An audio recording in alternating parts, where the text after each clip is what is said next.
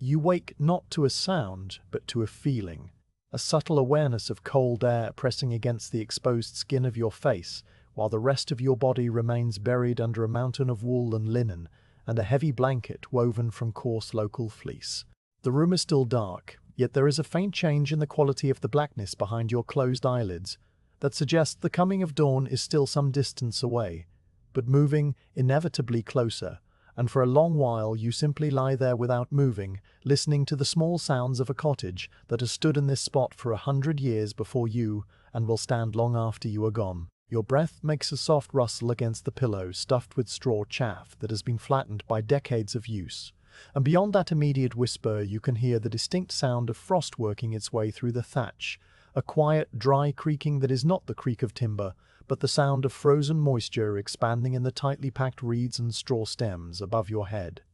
A sound that belongs solely to late autumn nights when the temperature drops just enough to harden the world without freezing it solid. The bedropes beneath the thin mattress of wool scraps and feathers give a low groan as you shift your weight just slightly, a sound that is so familiar it barely registers as a noise at all, but rather as part of the texture of waking, and you turn your head slowly on the pillow to face the small square of window set deep into the stone wall. There is no glass that you can see through, not truly, only the thick wavy panes that distort the outside world into a smear of deep blue-grey, and you know from the depth of that colour that the hour is perhaps a half hour before true sunrise in late November, a time when the sun itself seems reluctant to climb above the low hills to the east. You let your eyes close again for a moment, not to return to sleep, but simply to rest in the space between sleeping and the day, and you feel the specific weight of the blanket on your shoulder, the way the wool has felted slightly with age and washing so that it is denser near the edges, and the way your left hand rests curled against your chest with fingers slightly stiff from the cold of the room. The decision to rise comes not as a sudden choice, but as a slow, inevitable shift in the balance of comfort, for the warmth trapped under the covers is beginning to feel stale, and the pressure in your lower back, the same dull ache that has been a companion for more years than you care to count, is making it clear that remaining horizontal will soon be less pleasant than the shock of standing. You push the blanket down carefully, folding it back in a single slow motion that exposes first your shoulders, then your chest, then your arms to the sharp air of the cottage, and the cold hits you like a wash of water, clean and biting and immediate. You sit up slowly, planting both hands on the thin mattress on either side of your hips, and pushing yourself upright with the careful economy of motion that comes from living alone, when no one is there to steady you if you move too fast and lose your balance. The flagstones under your bare feet are impossibly cold, colder than the air by several degrees, and you can feel the rough, uneven surface of the stone through the calloused skin of your soles as you swing your legs over the side of the low bed and let them rest there for a long count of 10 while you gather your breath and your resolve for the day ahead. The room around you is small and low-ceilinged, with walls of rough plaster that has cracked in a few places, revealing the wattle and daub beneath, and the single window is set in a deep embrasure that makes the wall seem thicker than it truly is. The hearth is at the far end of the room, a wide, deep opening framed by a heavy oak lintel that has been blackened by centuries of smoke, and within that opening you can see the faintest glow of red buried deep under a thick blanket of white ash, the remnants of last night's fire that you carefully banked before climbing into bed. The sight of that dull glow is the one comfort in the cold room, a promise that warmth still exists and can be coaxed back to life with patience and a little effort, and you focus your eyes on that spot of deep orange-red as you take your first full breath of the morning air, which smells of cold stone and dry ash and the faint, sweet scent of the dried lavender that you tucked into the corner of the mattress ticking many months ago. You stand up slowly, one hand braced on the edge of the bed frame, and the shift from sitting to standing sends a series of small sensations through your body. The way your knees protest with a familiar stiffness, the way the soles of your feet adjust to the full pressure of your weight on the cold flagstones, the way the hem of your linen shift brushes against your calves as you straighten to your full height. You take the 2 steps necessary to reach the hearth and lower yourself onto the low 3-legged stool that lives permanently beside the fire opening, a stool whose seat has been worn smooth and slightly concave by countless hours of sitting in this exact spot. The ash is cool on the surface, but you can feel the warmth lurking just beneath as you pick up the small iron poker that leans against the side of the hearth and begin the careful, patient work of waking the fire. The process of rekindling a banked fire is not a matter of stirring or poking aggressively, but rather of gentle, deliberate revelation. And you use the flat end of the poker to slowly, carefully scrape away the top layer of fine white ash, moving it to one side with the same care you would use to brush snow from a doorstep. Beneath that ash, the coals are a deep, sullen red, not glowing brightly, but holding their heat stubbornly, and you can feel the warmth on your face now as you lean closer, your breath disturbing the fine particles of ash and sending them drifting up the dark chimney throat. You select 3 small pieces of dry kindling from the basket beside the hearth, thin sticks of split hazel that you cut and stored last spring, and you lay them carefully across the exposed coals in a small, deliberate arrangement, crossing them just so to allow air to flow between them. Then you wait, and the waiting is the longest part of the process, a span of time measured not in minutes, but in the slow, subtle changes you observe in the color of the coals and the thin wisps of smoke that begin to curl up from the points where the kindling touches the heat. While you wait for the kindling to catch you, turn your attention to the iron kettle that sits on a flat stone at the edge of the hearth, a squat, heavy vessel with a curved handle and a lid that fits snugly, blackened on the outside from years of use, but clean and smooth on the inside where it matters. You lift it by the handle, noting the familiar weight of the empty vessel, and carry it the few steps to the corner by the door where the water bucket rests on a small wooden stand. The bucket is made of oak staves bound with iron hoops, and it is nearly full, for you filled it yesterday afternoon during the brief walk to the village well, and the water inside is so cold that a thin skin of ice has formed around the inner edge of the wood where the water meets the air. You dip the kettle into the bucket, holding it steady as the cold water rushes in and fills the vessel, and you can feel the chill of the water through the iron handle as you lift it back out, dripping, and carry it carefully back to the hearth. The kindling is caught by the time you return, small flames licking up around the hazel sticks and casting a warm, dancing light across the soot-blackened stones at the back of the hearth, and you swing the iron crane outward from the fire, hang the kettle on the hook, and swing it back so that the bottom of the kettle sits just above the growing flames. The sound of the fire is soft and rhythmic, a gentle crackling and popping that is as soothing as any music, and you settle back onto the stool to watch the water heat, your hands resting loosely in your lap, with the palms turned slightly toward the warmth. The cold that drove you from the bed is slowly retreating from the immediate area around the hearth, though you know that the corners of the room and the space near the window will remain chill all day, and you let the warmth seep into your hands and face while you wait for the first faint sound of water beginning to stir inside the kettle. The dressing for the day is a slow and layered process that you perform standing as close to the fire as you can without singeing your clothing. You begin with the woolen stockings that you left draped over the footboard of the bed, pulling them up over your calves and tucking the ends of your shift into them to create a barrier against drafts, and the wool is slightly rough against your skin, but immediately warmer. Next comes the petticoat of heavy linen, dyed a soft brown, with walnut hulls many seasons ago, and you tie the strings at your waist with a simple knot that your fingers have tied 10,000 times before, the motion so automatic that you do not need to look down to complete it. Over this you pull a bodice of wool, a garment that laces up the front with a leather cord, and you work the cord through the eyelets with careful, patient fingers that are still stiff from the morning cold, tightening it just enough to be secure, but not so tight as to restrict your breathing. A neckcloth of soft linen goes around your throat, tucked into the collar of your shift and tied in a loose knot, and finally a heavy wool shawl that you wrap around your shoulders and cross over your chest before tucking the ends into the waistband of your petticoat, creating a warm, secure cocoon of fabric that will keep the chill at bay for most of the day. The water in the kettle begins to make a low murmuring sound, a soft thrum that is not yet a boil but is the promise of one, and you move to the small shelf by the window where your few possessions are stored. There is a brown earthenware cup with a chip on the rim that you always turn to face away from your mouth, a small crock of dried mint leaves that you gathered from the edge of the garden in high summer and hung to dry in the rafters, and a wooden spoon worn thin at the edge from years of stirring. You spoon a few of the dried leaves into the cup, the fragrance of mint rising faintly as you crush them slightly between your fingers, and you wait until the kettle begins to sing in earnest, a steady, high-pitched hum that fills the small room before you lift it carefully from the crane and pour the steaming water over the leaves. The scent of mint fills the air now, bright and clean, and you carry the cup carefully back to the stool by the fire, cupping your hands around its warmth as the leaves steep and the water turns a pale, golden green.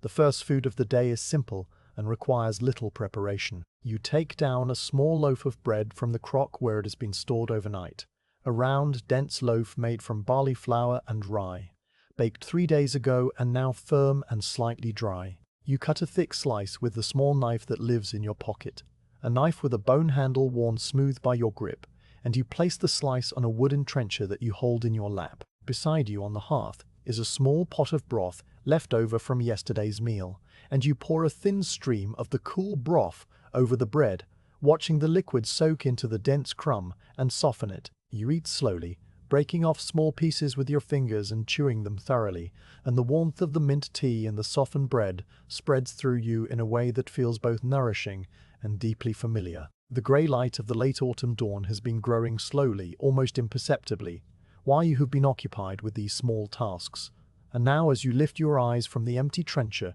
you can see that the room is filled with a pale, diffuse illumination that reveals the texture of the plaster walls, the worn surface of the oak table, the fine layer of dust that has settled on the windowsill overnight. The remainder of the early morning passes in a series of small, unhurried movements that fill the space between waking and the true start of the day's work. You rinse the cup and the trencher in a small bowl of cold water, drying them with a square of coarse linen that hangs from a peg near the hearth, and you set them back in their places on the shelf. You sweep the area immediately in front of the hearth with a small hand broom made of bundled twigs, gathering the ash that has drifted onto the flagstones and returning it to the fire, and you add a single larger log of dried elm to the flames, settling it carefully so that it will burn slowly and evenly through the coming hours. The light through the window has shifted from grey to a pale, watery yellow as the sun finally clears the low hills to the east, and you stand for a long moment at the window, looking out at the world beyond the thick, wavy glass. The view is distorted and softened, but you can see the bare branches of the hawthorn hedge that borders your small garden, the dull green of the winter grass in the field beyond, and the thin line of smoke rising from a distant chimney in the village below. The frost that creaked in the thatch before dawn has melted from the grass, but still lingers in the shadows along the base of the stone wall, a thin white crust that will not disappear until the sun climbs higher. You turn away from the window and move toward the door, where your heavy wool cloak hangs from a peg, and your sturdy leather shoes wait beneath it, for there are small errands to be done outside before the day grows any older, and the world beyond the cottage door is waiting with its own quiet, patient rhythms. The morning outside the cottage door was brief and unremarkable. A short walk to the woodpile to gather an armload of split elm logs that you stacked neatly in the iron basket beside the hearth, and a moment spent standing very still in the pale November light while you listened to the distant call of a crow somewhere beyond the hedgerow. The air was damp and heavy with the smell of wet earth and decaying leaves, and you felt the chill seep through the wool of your cloak and the leather of your shoes, a reminder that the warmth of the cottage was a gift to be returned to quickly. You stepped back inside, closing the heavy wooden door behind you and dropping the iron latch into place with a soft final thud, and the familiar smell of the room washed over you, a complex mixture of wood smoke and dried herbs and the faint clean scent of cold stone that had been the background of your life for as long as you could remember. The fire in the hearth had settled into a steady, quiet burn,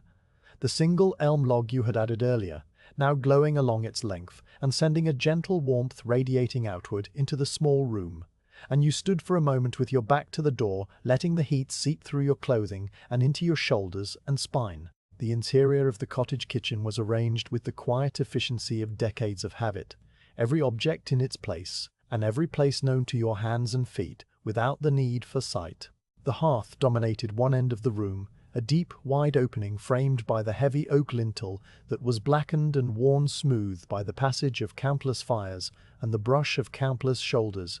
and to the left of the hearth was the small alcove that served as your larder, The larder was not a separate room, but rather a recess in the thick stone wall, fitted with a wooden shelf at waist height and a small door of woven willow wands that kept out the worst of the dust and the mice. And it was here that you kept the small store of food that would sustain you through the winter months. You crossed the room slowly, your steps unhurried and your gaze moving across the familiar details of the space. The way the light from the window fell in a soft, diffuse rectangle across the flagstones. The way the threads of the wool rug by the hearth were worn thin in the spot where your stool always rested.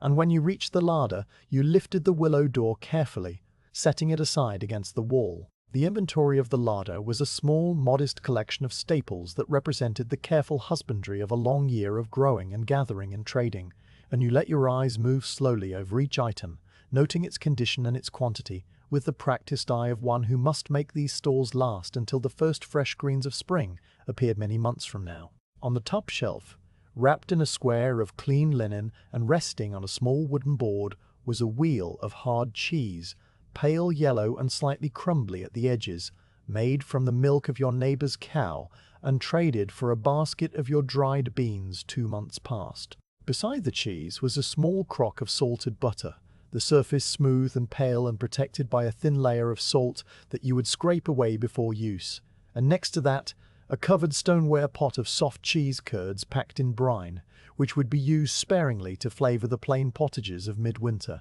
Below these, on the main shelf, stood a row of earthenware crocks of varying sizes, each sealed with a wooden lid or a piece of oiled cloth tied with twine, and you reached out to touch the cool, smooth surface of the nearest one, feeling the slight roughness of the nearest one, feeling the slight roughness of the glaze under your fingertips. This crock held salted green beans, picked in high summer when the plants in your small garden were heavy with pods and layered with coarse grey salt. In a process that took the better part of an afternoon, the beans now preserved and waiting for the long, dark evenings when fresh food was only a memory. Beside it was a smaller crock of pickled onions, tiny pearl onions that you had gathered from the edge of the field where they grew wild, now swimming in a brine of water and vinegar and a few sprigs of dried dill that gave the liquid a faint, sharp fragrance. A third crock held a thick paste of ground dried peas mixed with a little fat and salt, a substance that could be sliced and fried or stirred into boiling water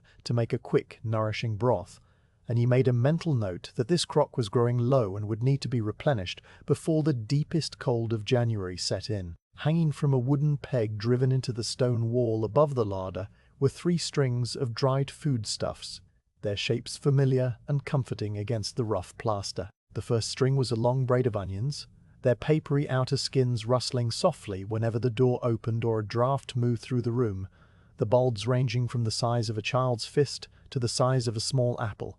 their necks tied together with a length of rough twine that you had spun yourself from flax fibers. The second string was a garland of dried apples, sliced into thin rings and threaded onto a cord many weeks ago, the fruit now leathery and sweet and concentrated in flavor,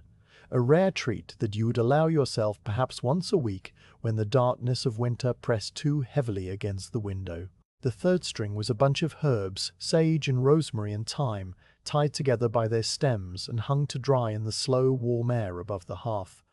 their leaves now crisp and fragrant and ready to be crumbled into a pot of simmering broth. Below the shelf, on the cool flagstones of the floor, sat a small sack of milled barley, the coarse grey flour spilling slightly from the tied neck, and beside it a second sack of dried broad beans, their mottled brown and purple skins smooth and hard under your touch. These were the staples of your winter diet, the barley for thickening pottages and making the dense, heavy bread that sat heavily in the stomach and warmed the body for hours, and the beans for slow cooking into a soft, bland mush that could be flavored with a little onion or a scrap of salt pork. You reached into the larder and took down the smallest of the onions from the braid, a modest bulb with a tight, papery skin and a firm feel, and you also lifted the lid of the bean crock to check the level within, noting that perhaps a third of the crock remained and would need to be stretched carefully through the coming weeks. The cheese you left untouched, for it was meant to last until the depths of February,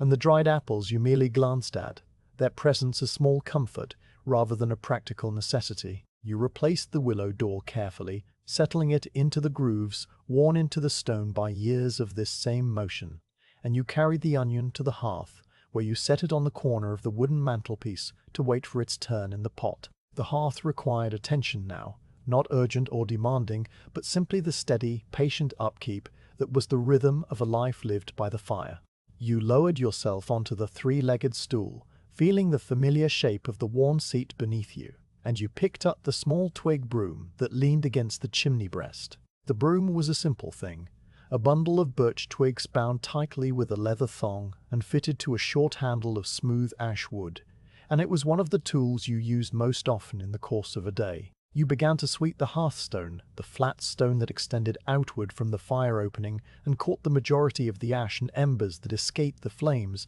and the sound of the bristles against the stone was a soft, rhythmic hush that filled the quiet room. You worked slowly, drawing the broom toward you in long, even strokes that gathered the fine grey ash and the small fragments of charred wood into a neat pile at the edge of the hearth. The motion was repetitive and calming, your arm moving in a steady arc while your eyes watched the ash accumulate. And when you had swept the entire hearthstone clean, you set the broom aside and reached for the small iron shovel that hung from a hook nearby. The shovel was cool in your hand, its handle worn smooth by the grip of many years, and you used it to carefully lift the pile of ash and carry it to the ash bucket that sat in the corner by the door. The ash bucket was a simple wooden pail, its interior coated with a thin layer of hardened ash and soot, and it was nearly full now, for you had been adding to it for several days. You made a mental note that the bucket would need to be emptied soon.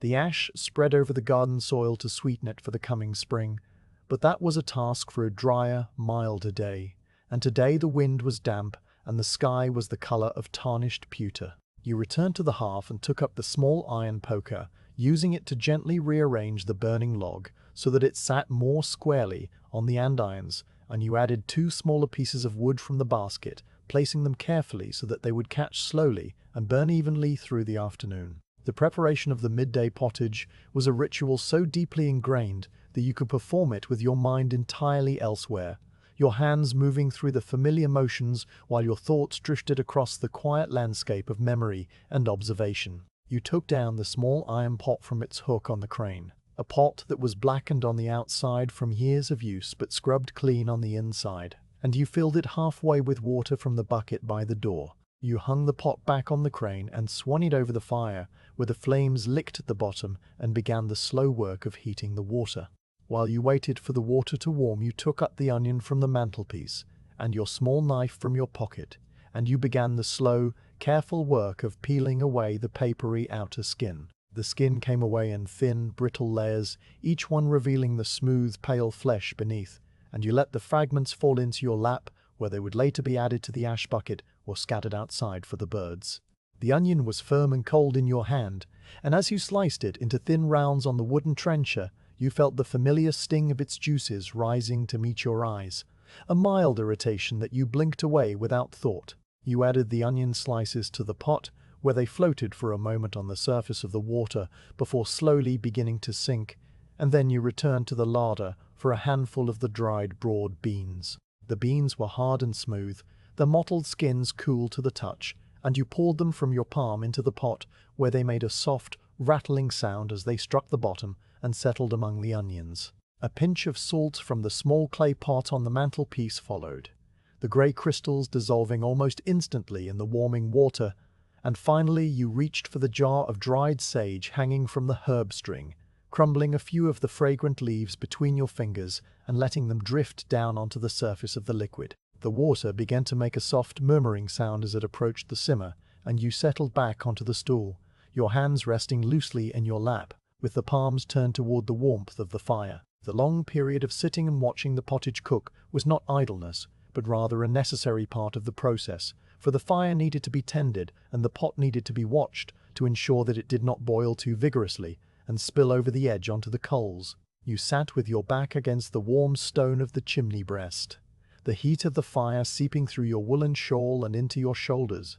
and you let your gaze rest on the surface of the simmering liquid. Small bubbles rose slowly from the bottom of the pot, breaking the surface with a soft, plosive sound, and releasing tiny puffs of fragrant steam that rose and disappeared into the dark chimney throat. The steam carried the scent of onion and sage and the earthy, mineral smell of the beans, and you breathed it in slowly, letting it fill your senses and warm you from the inside. The light through the window shifted almost imperceptibly as the sun moved behind a bank of grey cloud, the rectangle of pale illumination on the flagstones fading and then brightening again as the cloud passed, and you watched this change with the same patient attention you gave to the pot, noting the way the shadows in the corners of the room deepened and then softened. Time passed in the quiet, measured way it always did when you sat by the fire, marked not by a clock or a bell, but by the slow transformation of the ingredients in the pot and the gradual settling of the log in the hearth. The beans softened slowly,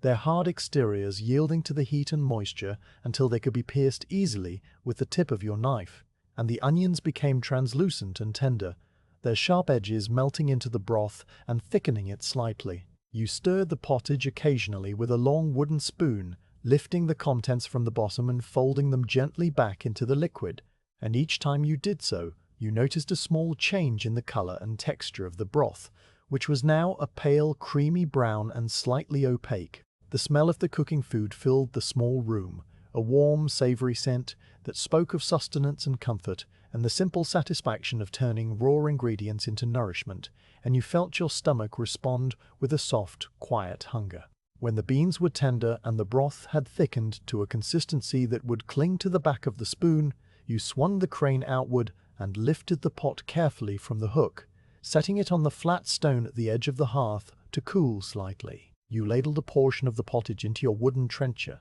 the steam rising in a soft plume and warming your face as you leaned forward, and you ate slowly, breaking off pieces of the day-old barley bread and using them to soak up the last of the broth. The food was plain and simple, the flavors mild and earthy, and it filled your stomach with a gentle, spreading warmth that radiated outward into your limbs and made the chill of the November day seem very far away. When you had finished, you rinsed the trencher and the spoon in the bowl of cold water and set them aside to dry, and you banked the fire carefully, pushing the remaining coals together and covering them with a thin layer of ash to preserve their heat until the evening. The afternoon stretched before you, quiet and unhurried, and you returned to your stool by the hearth, your hands folded in your lap and your eyes resting on the soft grey light that filtered through the window, content to simply be still and warm in the small, familiar world of your cottage kitchen. The morning of the walk to the village well arrived without ceremony, a grey December day that looked exactly like the grey December day before it,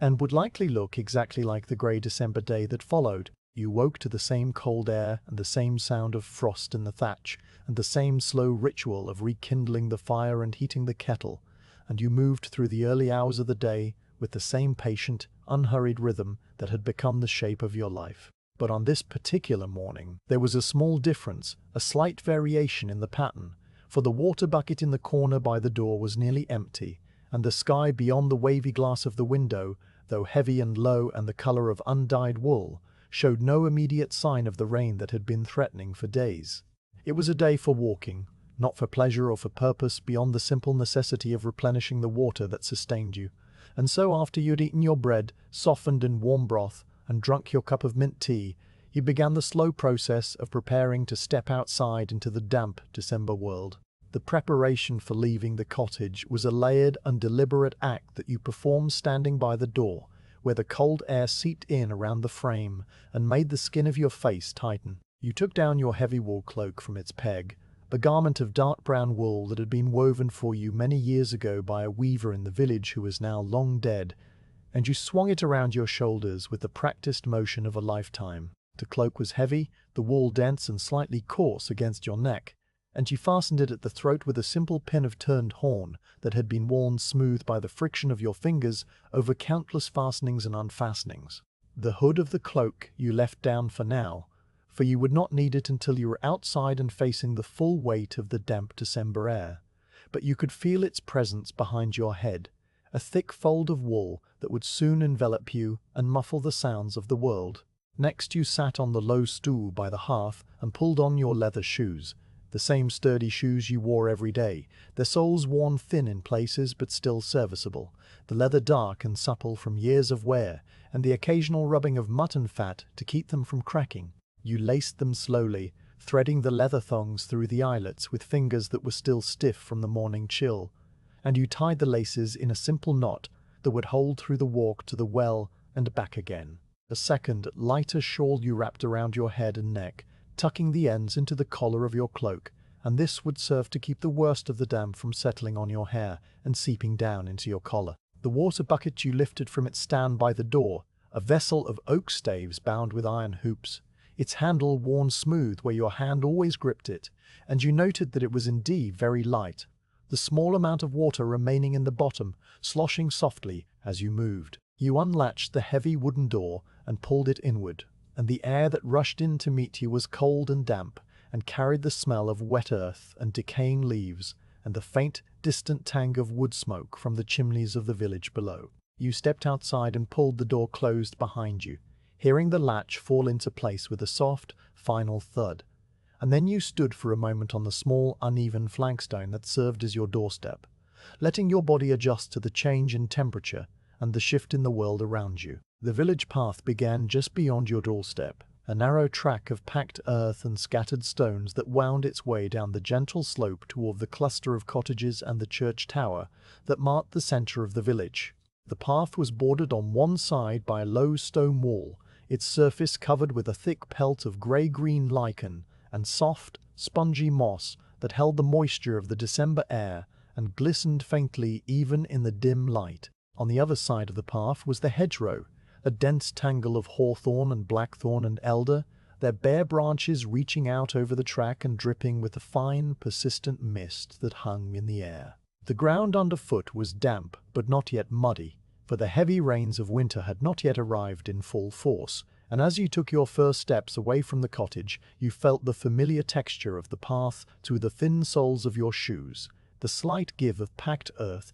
the occasional hard edge of a stone pressing up against your foot, the way the surface was just uneven enough to require your full attention. You walked slowly, not out of any particular need for caution, but simply because that was the pace at which you moved through the world now, a pace that allowed you to notice the small details of the path that a younger, faster walker might have missed. The surface of the track was marked with the faint impressions of other feet that had passed this way in recent days, the deep, rounded print of a horse's hoof from the carter who brought goods up from the valley,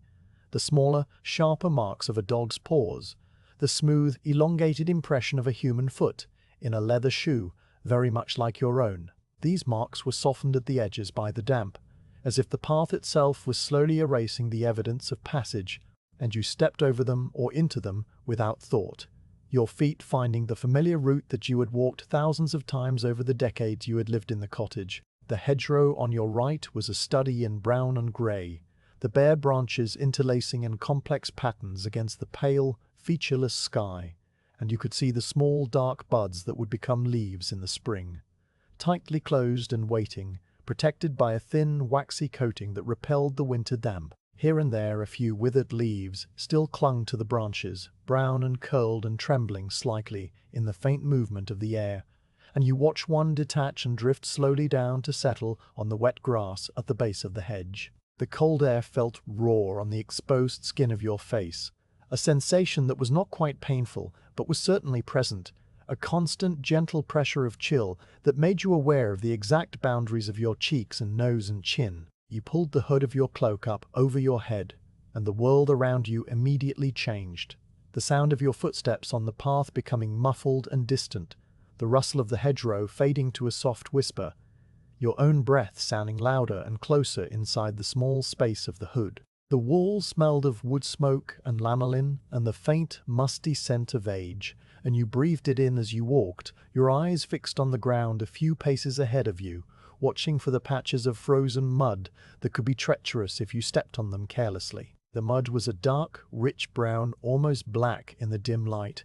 and it was studded with small stones and fragments of dead grass that had been pressed into it by the passage of feet and hooves. When you stepped on a patch that was merely damp, your shoe left a shallow impression that slowly filled with water from the surrounding soil.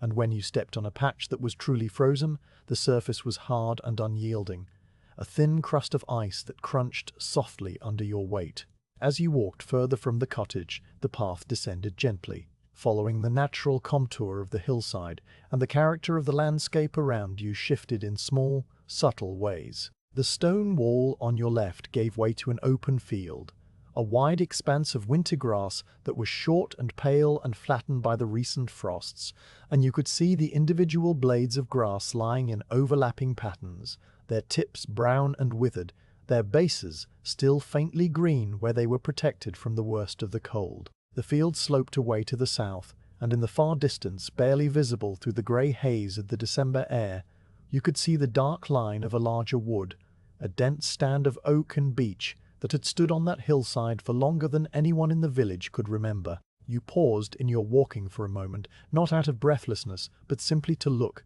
and the stillness of the scene was profound, broken only by the distant, mournful call of a crow that echoed across the empty field and faded slowly into the grey silence. The path led you onward, past the field and back between the enclosing walls of the hedgerows, and soon you began to see the first signs of the village ahead. The church tower appeared first, a square, solid shape of grey stone rising above the bare branches of the trees, its roof of dark slate barely distinguishable from the heavy sky behind it. Then the first cottage came into view, a small low building of stone with a thatched roof much like your own, its single chimney sending a thin, wavering plume of smoke straight up into the still air. You walked past this cottage at a distance, for the path kept to the edge of the village rather than plunging into its centre, and you saw a figure in the doorway, a woman beating a woven rug with a flat wooden paddle, the sound of the blows reaching you as a rhythmic, muffled thump that was somehow softened by the damp air. She did not look up as you passed, and you did not call out to her, for this was the way of things in the village, a quiet acknowledgement of shared existence that required no words or gestures, only the simple fact of two people occupying the same grey morning on the same stretch of path. Further along you encountered the carter, a man you had seen many times before, leading a large, patient horse along the track that intersected with the village path. The horse was a heavy draught animal, its coat a dark bay that was almost black in the dim light, and it moved with a slow, deliberate pace that matched your own. The cart behind it was laden with sacks of something, perhaps grain or flour or root vegetables, and the wooden wheels creaked softly as they turned, a sound that was low and rhythmic and somehow comforting. The carter raised one hand in a brief silent greeting as he passed, and you raised your own hand in return, a small gesture that required no explanation or elaboration. Then he was gone, the sound of the creaking wheels fading slowly as he continued on his way toward the center of the village, and you were alone again, with the damp air and the grey sky and the soft, steady sound of your own footsteps on the packed earth. The village well stood at the edge of the common green, a wide open space of short grass that was now brown and muddy, in patches from the passage of feet and animals. The well itself was a simple structure, a low circular wall of stone with a wooden roof supported by 4 sturdy posts, and a heavy wooden cover that protected the water from leaves and debris. A windlass of turned wood was mounted between 2 of the posts, its handle worn smooth by the grip of countless hands, and a rope of twisted hemp was wound around the drum,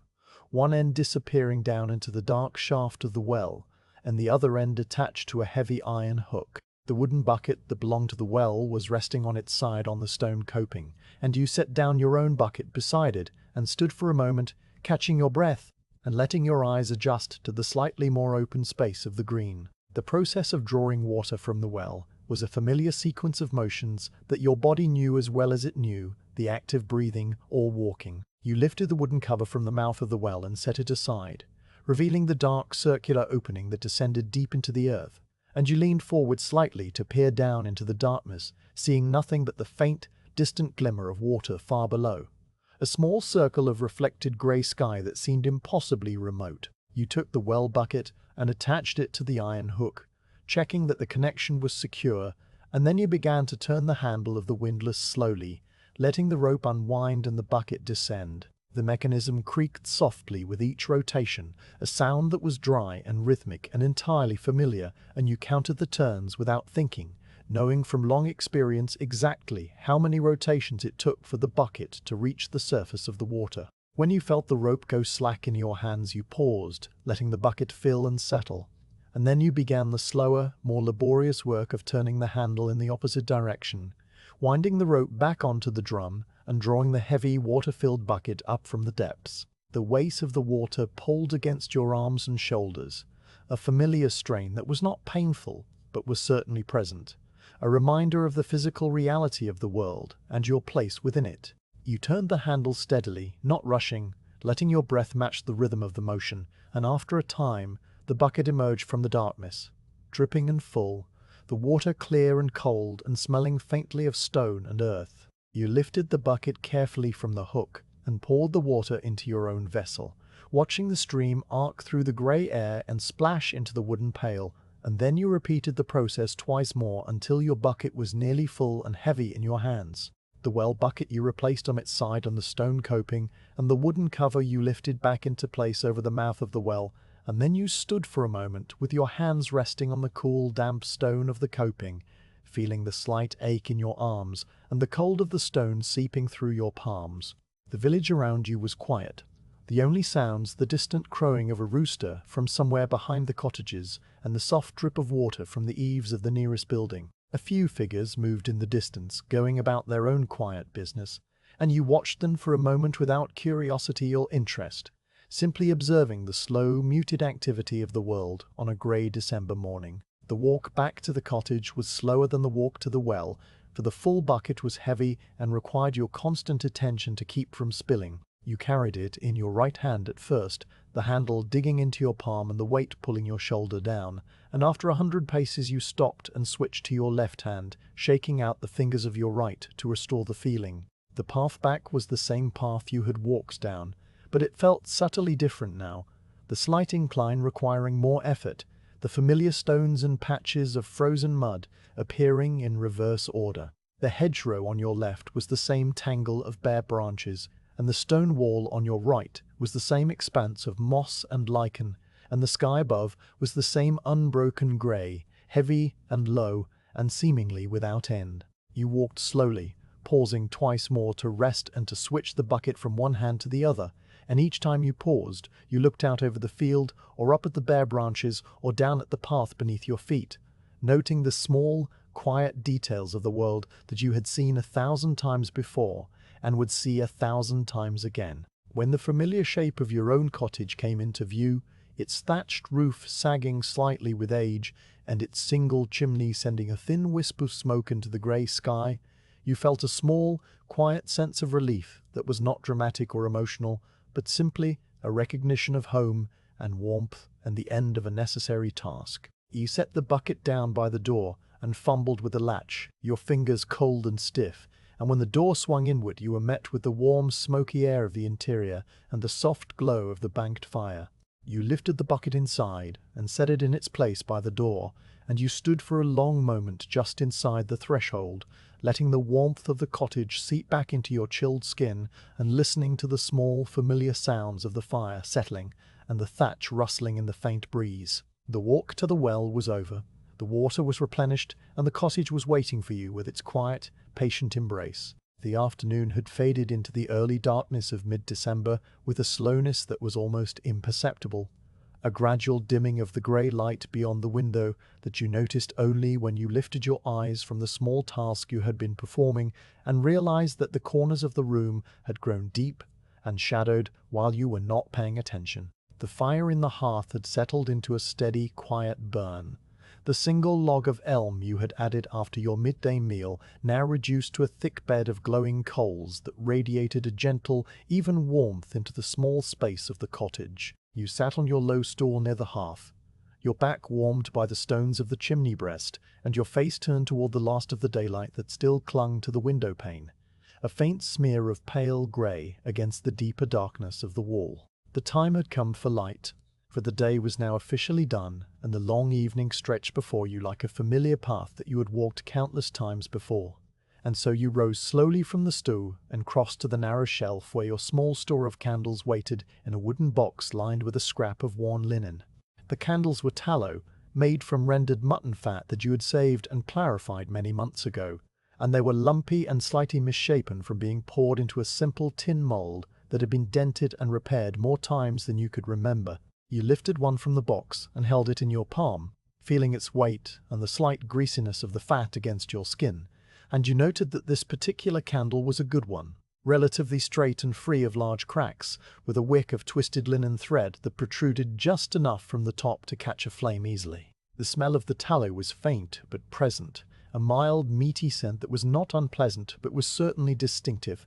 and you had long ago ceased to notice it except in moments like this, when you held the candle close to your face and breathed in its familiar odor. You carried the candle to the hearth and knelt carefully on the flagstones, using the small iron tongs to lift a single glowing coal from the edge of the fire and hold it against the wick until the linen thread caught and a small bright flame sprang to life. The flame was yellow at its base and pale orange at its tip, and it danced and flickered in the faint draughts that moved through the room, casting shifting shadows across the plaster walls and the dark beams of the ceiling. You set the candle into the simple iron holder that stood on the corner of the mantelpiece, a holder that was nothing more than a flat dish with a short spike in the center onto which you pressed the base of the candle until it stood firmly upright, and then you returned to your stool and let your eyes adjust to the new quality of light in the room. The candle flame was much softer than the firelight,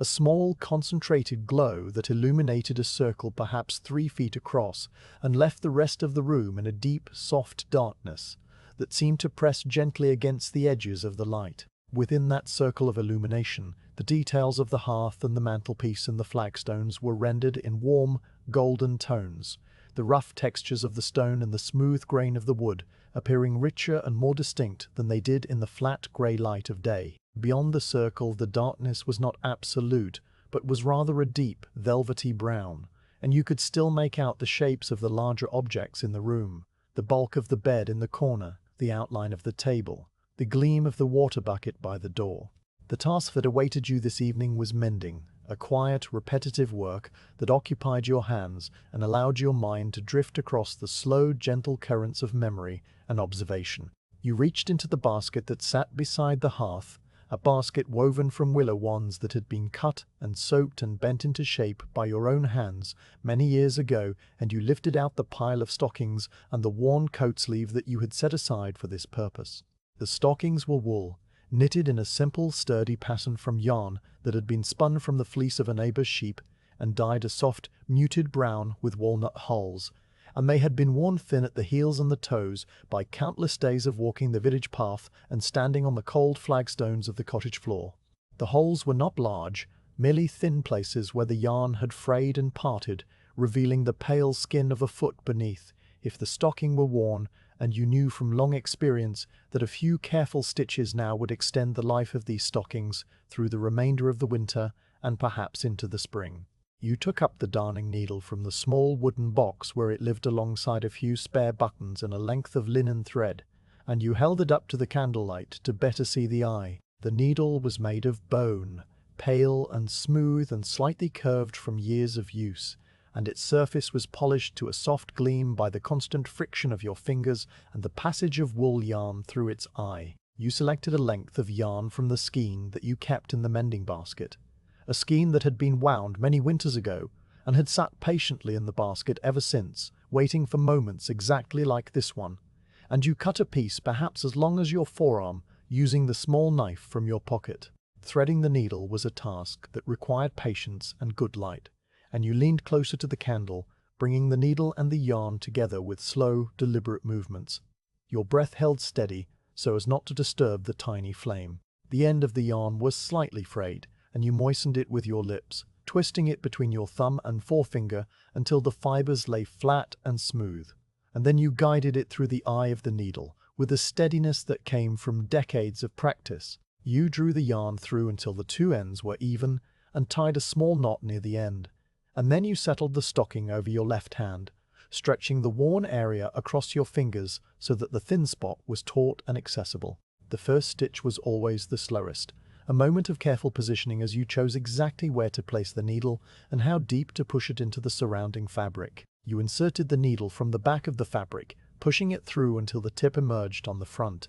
and you pulled the yarn through slowly, feeling the slight resistance of the wool fibers and hearing the soft, barely audible whisper of the yarn passing through the weave. The second stitch came more easily, and the third more easily still, and soon your hands had settled into the familiar rhythm of darning, a gentle, repetitive motion that was as soothing as the rocking of a cradle or the slow, steady breath of someone sleeping. The needle moved up through the fabric and down through the fabric, the yarn following behind in a smooth, even trail, and with each pass you wove a small patch of new material across the worn area, anchoring it firmly to the healthy wool that surrounded the whole. The motion required only a small part of your attention, the part that guided your fingers and kept the stitches even and the tension just right, and the rest of your mind was free to wander where it would. It wandered, as it often did during these quiet hours of mending, to the distant past, to a time when your hands had first learned this skill in a room very much like this one, but in a cottage that no longer stood, and under the guidance of a person who had long since returned to the earth. You remembered, not as a clear picture, but as a collection of sensations. The feeling of sitting on a low stool beside a woman whose face you could no longer clearly recall, but whose hands you remembered perfectly.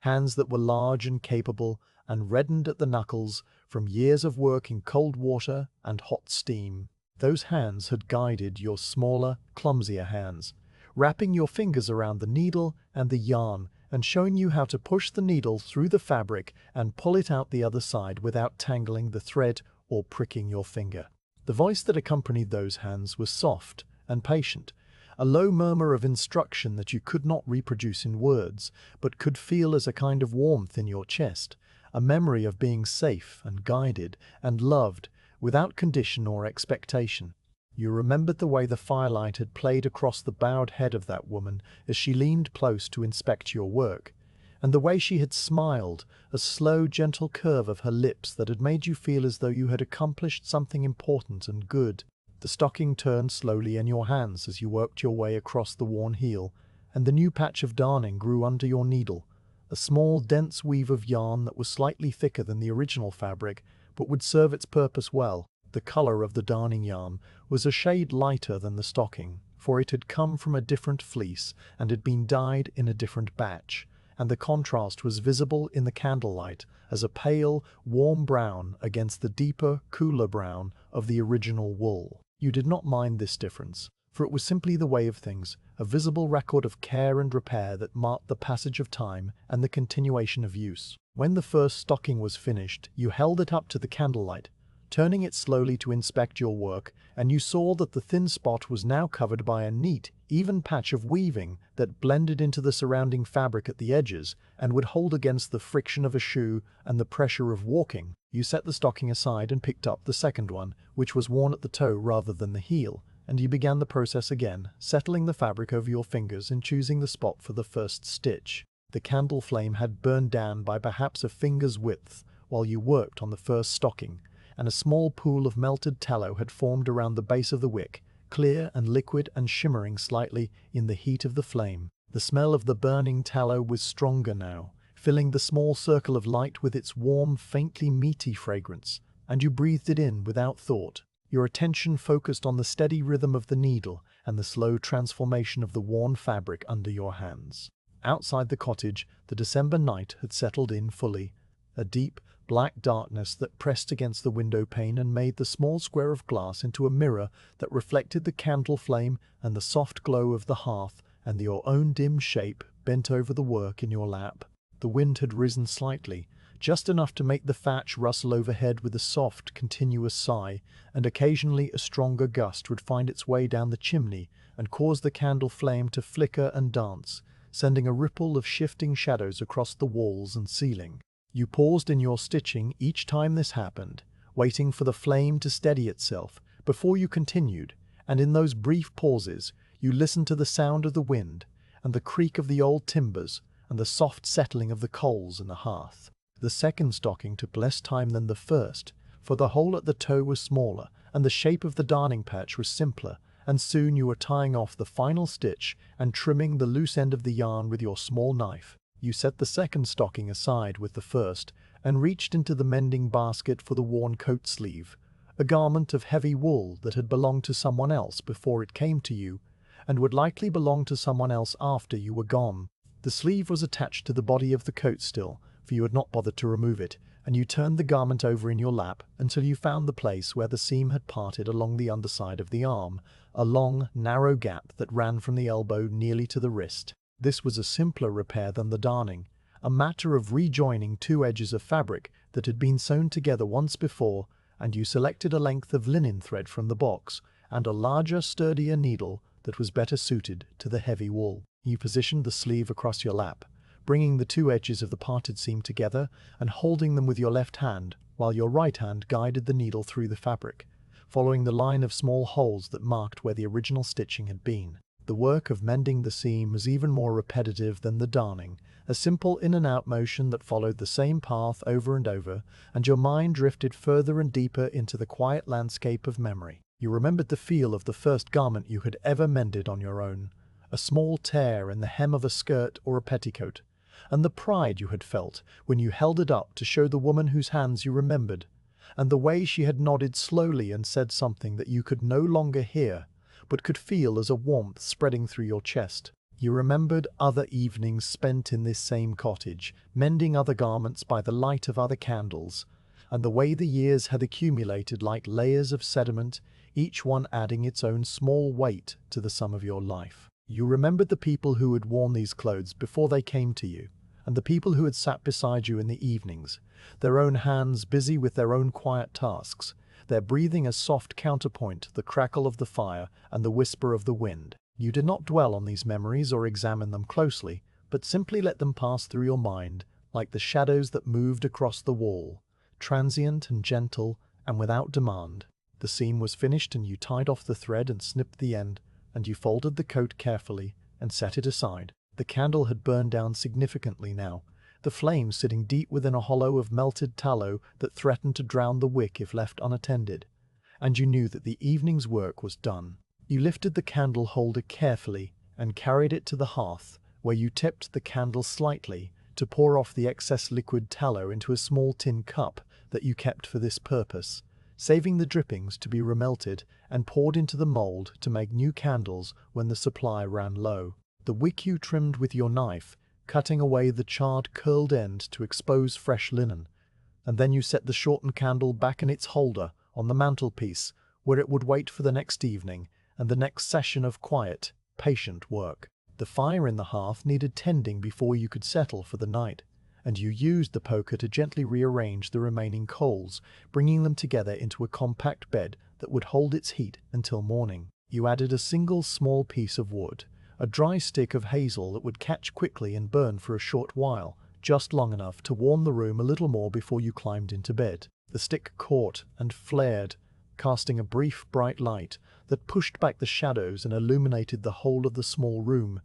and you sat for a moment watching the flames dance and listening to the soft crackle of the burning wood. Then the flames subsided and the coals settled back into their steady red glow, and you rose slowly from the stool and began the quiet ritual of preparing for sleep. You removed your outer layers of clothing, the wool shawl and the bodice and the heavy petticoat, folding each piece and laying it across the foot of the bed, where it would be within reach in the cold morning. You pulled the heavy wool blanket up over your shoulders and settled onto the thin mattress, feeling the ropes beneath you give slightly and then hold, and you lay in the darkness with your eyes open, listening to the last sounds of the fire and the distant sigh of the wind in the thatch. The candle on the mantelpiece was dark now, its small flame extinguished, but the glow of the banked coals cast a faint red light across the ceiling beams, and you watched that light as it slowly dimmed, your breathing deepening and your breathing deepening and your thoughts growing soft and indistinct, until the boundary between wakefulness and sleep dissolved and the quiet, peaceful darkness of the December night claimed you entirely. The supply of fuel and water was not a single task, but rather a quiet, ongoing rhythm that wove itself through the fabric of each day, a gentle pulse of small journeys and careful measurements that kept the small world of the cottage turning slowly on its axis. You had learned this rhythm long ago, in the first years of living alone, when the absence of another pair of hands had forced you to pay closer attention to the small economies that sustained a solitary life. And now it was as natural to you as breathing or the slow beat of your heart in the quiet of the night. The fuel was wood, mostly elm and ash, and the occasional piece of oak that had fallen from a neighbor's tree and been shared with you in exchange for a handful of dried beans or a few hours of quiet help during the harvest. The water was from the village well, carried up the gentle slope of the path in a heavy oaken bucket that tested the strength of your arms and the steadiness of your gait, and it was replenished every few days with the same slow, careful walk you had made so many times before. The morning of this particular day was colder than the days that had come before, a deep, dry cold that made the air feel brittle and sharp against the skin of your face when you opened the cottage door to assess the state of the woodpile. The sky was a pale, washed blue, the color of faded linen, and the sun was a weak, watery disk low on the horizon that cast long, slanting shadows across the frost-whitened grass. You stood for a moment on the doorstep, your breath forming small clouds that hung in the still air for a moment before dissipating, and you looked across the small yard to the woodpile that stood against the south-facing wall of the cottage, where the stones caught what little warmth the winter sun could offer and helped to keep the wood dry. The pile was smaller than it had been a month ago, for the cold weather had demanded more frequent fires and longer burns, and you made a quiet assessment of its dimensions, noting the way the stacked logs had settled and shifted, the way the uppermost layer was dusted with a fine crystalline frost that sparkled faintly in the pale light. There was enough wood to last perhaps another fortnight if the weather remained cold, perhaps longer if the days grew milder, and you filed this information away in the part of your mind that kept track of such things, a quiet ledger of resources and needs that required no paper or ink, only the patient attention of a life lived close to the bone. You crossed the yard slowly, your leather shoes crunching softly on the frozen grass and the thin crust of ice that had formed in the shallow depressions of the path, and you stopped before the woodpile, letting your eyes travel over the stacked logs with the same careful attention you would give to a shelf of provisions or a row of seedlings in the spring garden. The logs were of varying sizes and shapes, for they had been gathered over many months from many different sources, and they were stacked with a simple, practical geometry that maximized the space against the wall while allowing air to circulate between the pieces. Some logs were thick and heavy, the split faces showing the concentric rings of the tree's long life, the wood dense and dark at the heart and paler toward the bark. Others were thinner, mere branches that had been cut to length and stacked alongside their larger kin, useful for kindling or for quick, hot fires that would take the chill from the room without burning through the precious store of larger fuel. You reached out and touched the end of one of the larger logs, feeling the rough, fibrous texture of the cut surface and the cold that radiated from the wood into your fingertips, and you noted that the log was dry, its surface free of the soft, spongy feel that indicated rot or damp. This was good wood, seasoned through a full summer and autumn of sitting in the pile, and it would burn slowly and evenly, giving off a steady, reliable heat that would warm the cottage through the long dark hours of the coming night. The selection of fuel for the day's fire was a small, deliberate ritual that you performed with the same unhurried care you brought to all the tasks of your solitary life. You did not simply grab the nearest logs and carry them inside, but rather paused to consider the weather and the time of day and the condition of the fire that still glowed faintly in the hearth, waiting to be fed. The morning fire required smaller pieces,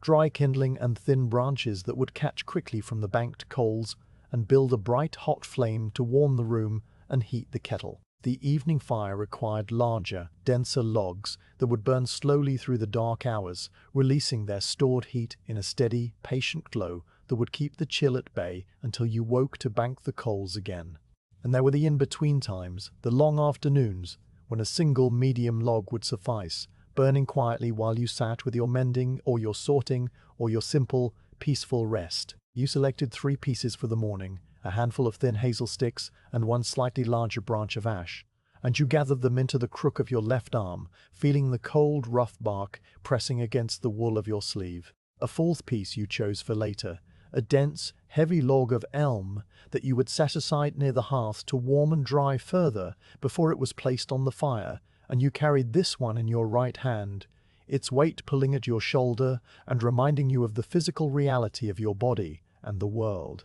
The walk back to the door was only a few paces, but you moved slowly, your feet finding the familiar path across the frozen grass with the same automatic certainty that guided all your movements in this small, familiar landscape. You pushed the door open with your shoulder and stepped inside, where the air was warm and still and smelled of wood smoke and the faint, clean scent of cold stone,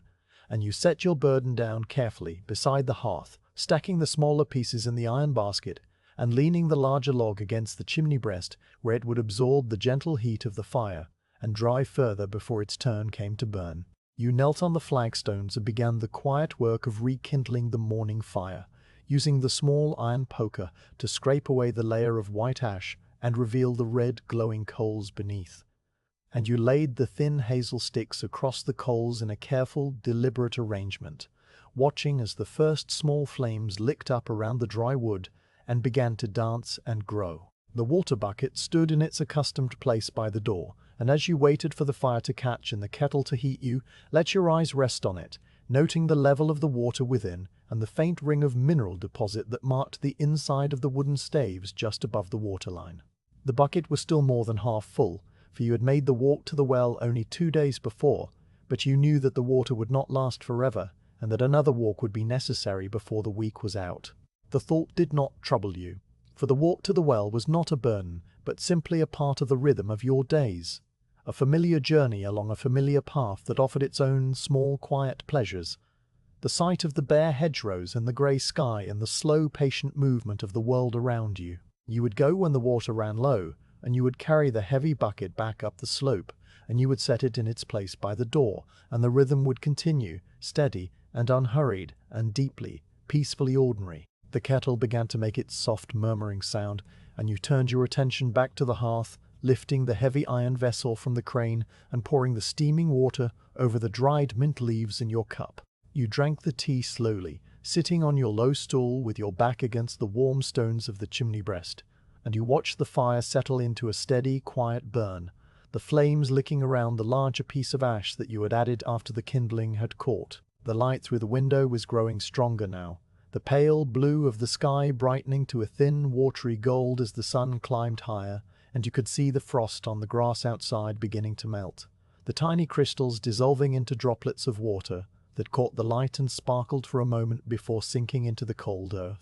The tending of the fire throughout the day was a series of small, attentive acts that punctuated the quiet hours and gave a gentle structure to the passage of time. You added a log when the flames began to die back, not too soon and not too late, but at the precise moment when the existing fuel had burned down to a bed of glowing coals that would catch the new wood easily and cleanly. You used the poker to rearrange the logs, shifting them so that air could flow freely between them, and the flames could find the dry, exposed surfaces. You swept the hearthstone with a twig broom, gathering the fine ash and the small fragments of charred wood into a neat pile, and you emptied the pile into the ash bucket, which was growing heavy now and would soon need to be carried out to the garden and spread over the dormant soil. Each of these acts was small and simple and required only a fraction of your attention, leaving the rest of your mind free to drift and wander and rest in the quiet, peaceful space of the cottage interior. The water in the buckets diminished slowly over the course of the day, a dipper full taken for the kettle in the morning, and another for the small pot of broth you heated for your midday meal, and a third for rinsing your cup and trencher after you had eaten. Each time you dipped into the bucket you noted the changing level of the water, the way the surface dropped by perhaps the width of your finger, the way the light from the window played differently on the water as the level changed. The bucket was a thing of simple, honest craftsmanship. Its oak staves fitted tightly together and bound with iron hoops that had been hammered into place by a cooper long dead, and it had served you faithfully for more years than you could easily count. The wood was dark with age and water, the grain raised and slightly rough to the touch, and the handle was warm smooth where your hand gripped it during the walks to and from the well. You did not think of the bucket often, for it was simply there, a constant presence in the corner by the door.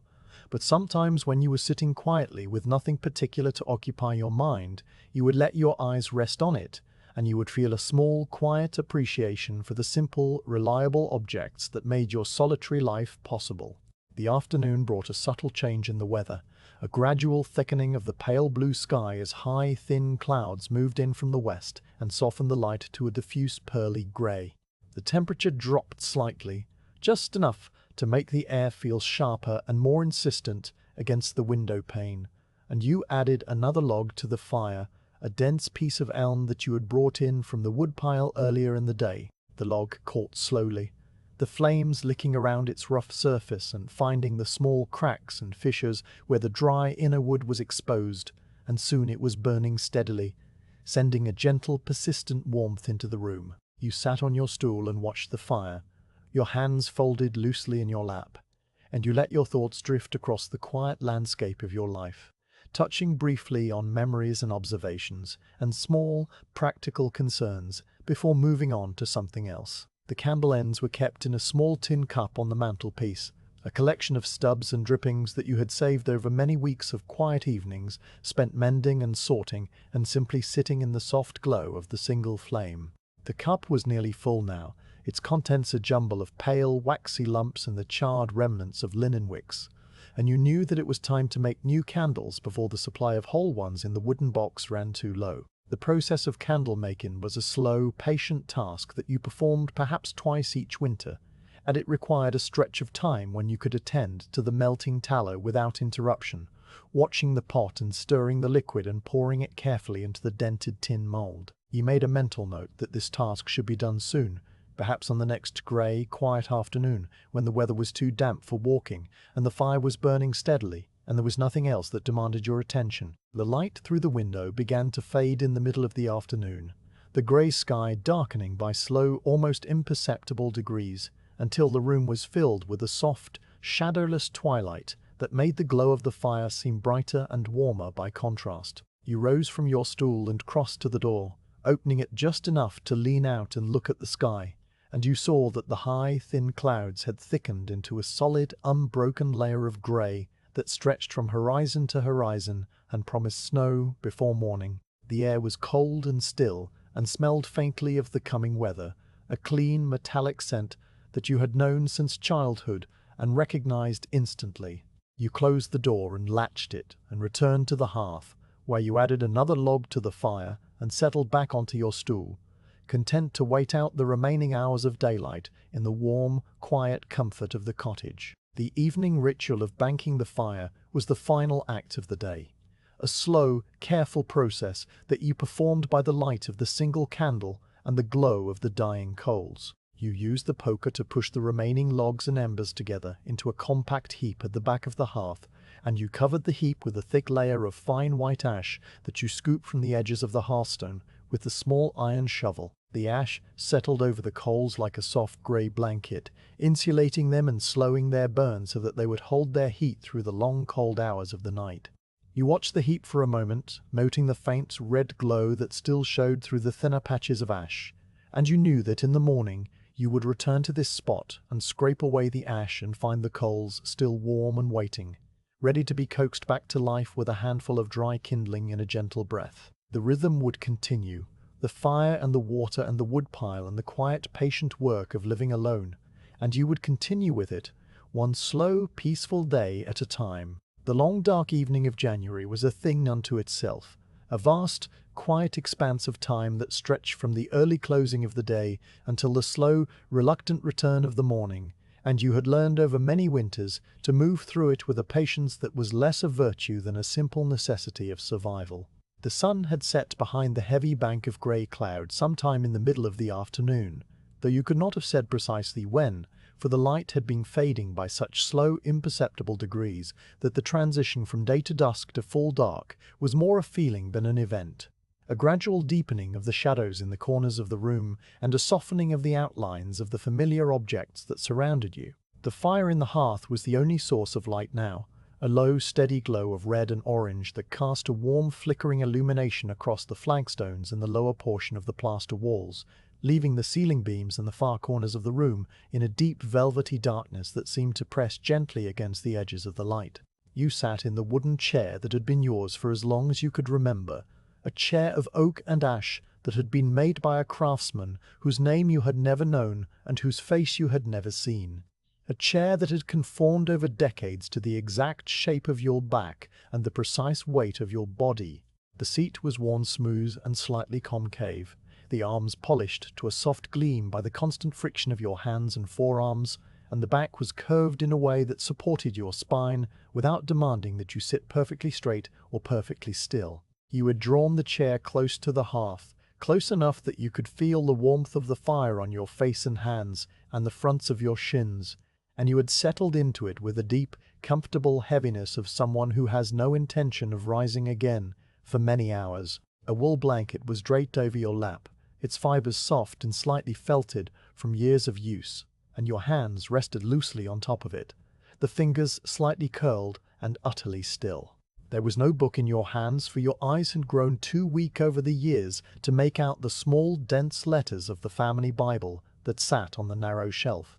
And in any case, the light from the fire was too dim and too unsteady for reading, even if your sight had been sharp. There was no mending to be done, for you had finished the stockings in the coat sleeve the week before and had not yet accumulated enough worn garments to warrant another session with the needle and thread. There was no food to prepare, for you had eaten your simple evening meal of bread and broth while the last of the daylight still lingered at the window, and the pot had been rinsed and set aside, and the remaining broth stored in its crock for the next day. There was nothing that needed your attention, no task that demanded completion, no obligation that pulled at the edges of your consciousness. There was only the chair and the fire and the long, dark evening stretching out before you, like a quiet, familiar road that you had travelled countless times before. Your eyes rested on the surface of the oak table that stood against the wall to your left, a table that was as old as the chair and perhaps older, its top made from a single wide plank that had been planed smooth by hand and darkened by age and smoke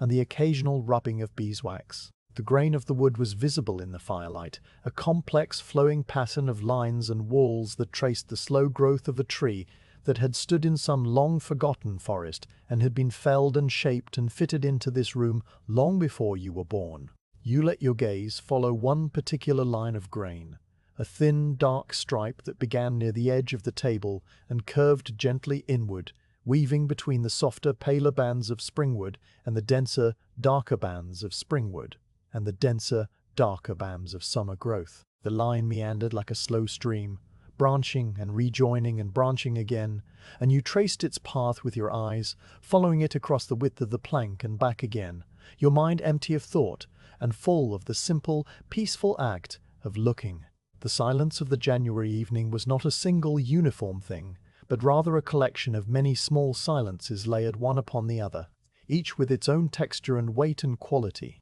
There was the deep, underlying silence of the winter world outside, a silence that was born of snow and frozen earth and the absence of bird song and insect hum, a silence so profound that it seemed to have a physical presence, pressing against the walls of the cottage and the panes of the window. Layered over this was the closer silence of the room itself, the quiet of stone and plaster and old wood that had settled into their places decades ago and had not moved or shifted or made a sound in all the years you had lived among them. And within this room silence, there were the smaller, more immediate silences of your own making, the soft, barely audible sound of your breath moving in and out of your lungs, the faint rustle of the wool blanket as you shifted your weight slightly in the chair, the gentle creak of the wooden frame as it adjusted to your presence. Into these layered silences came the small, intermittent sounds of the fire, each one distinct and separate, and somehow more audible because of the quiet that surrounded it.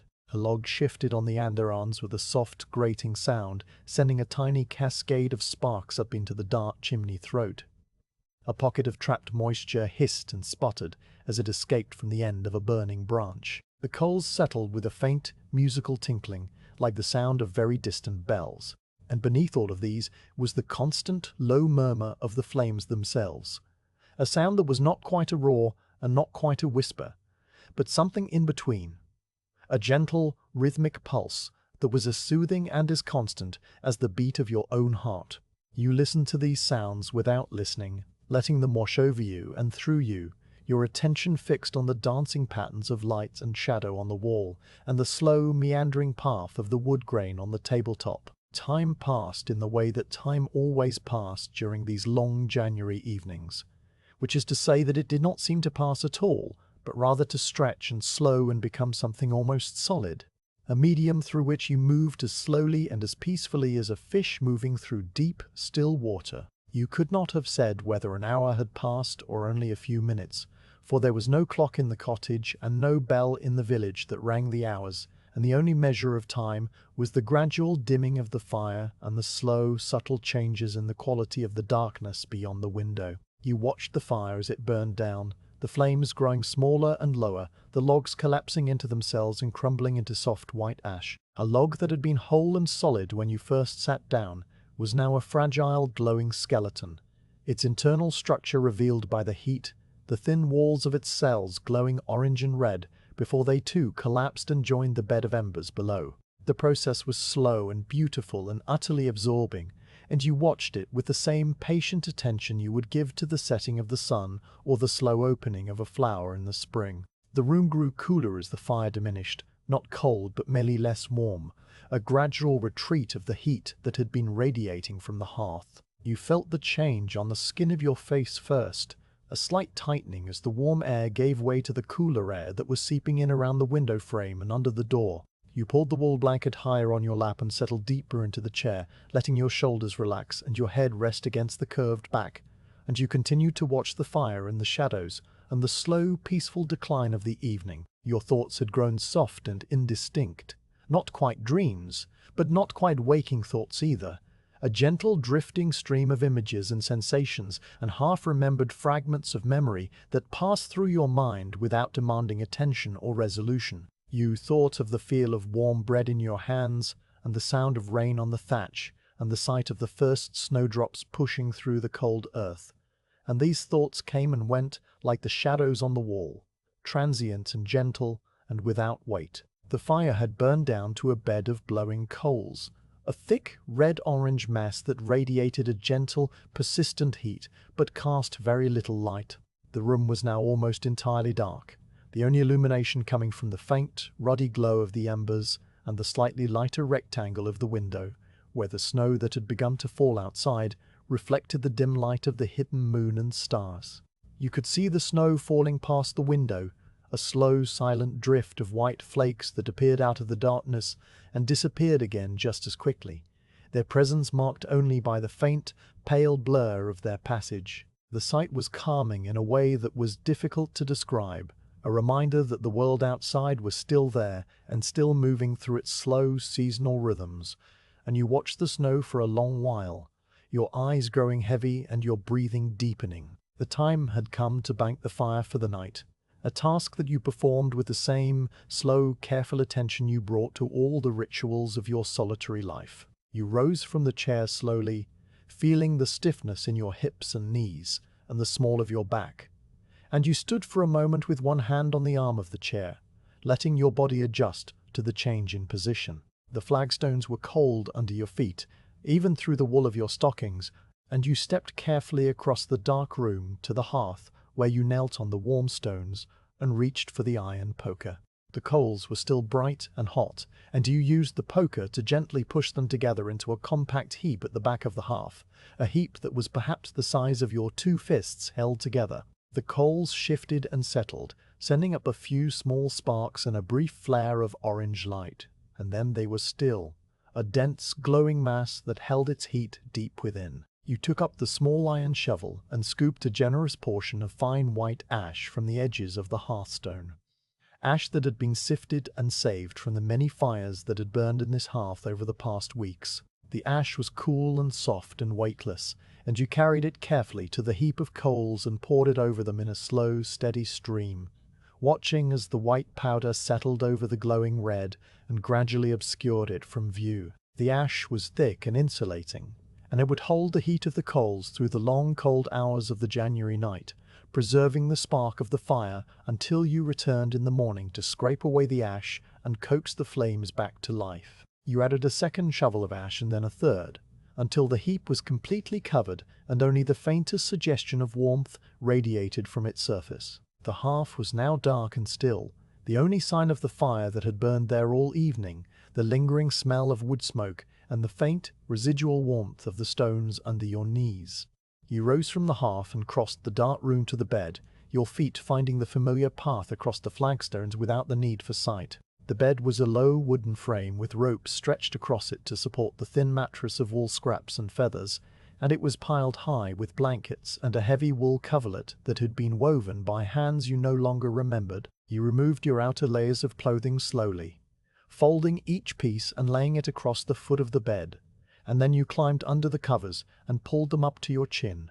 feeling the weight of the wool settle over you like a second, warmer skin. The mattress was lumpy and uneven, conforming to the shape of your body in some places and resisting it in others, but you had long ago grown accustomed to its particular contours and found them more comforting than any perfectly smooth surface could ever be. You lay in the darkness with your eyes open, listening to the small, familiar sounds of the cottage settling around you. The thatch rustled softly overhead as the wind moved across the roof, a sound that was so constant and so familiar that it had become a kind of silence in itself,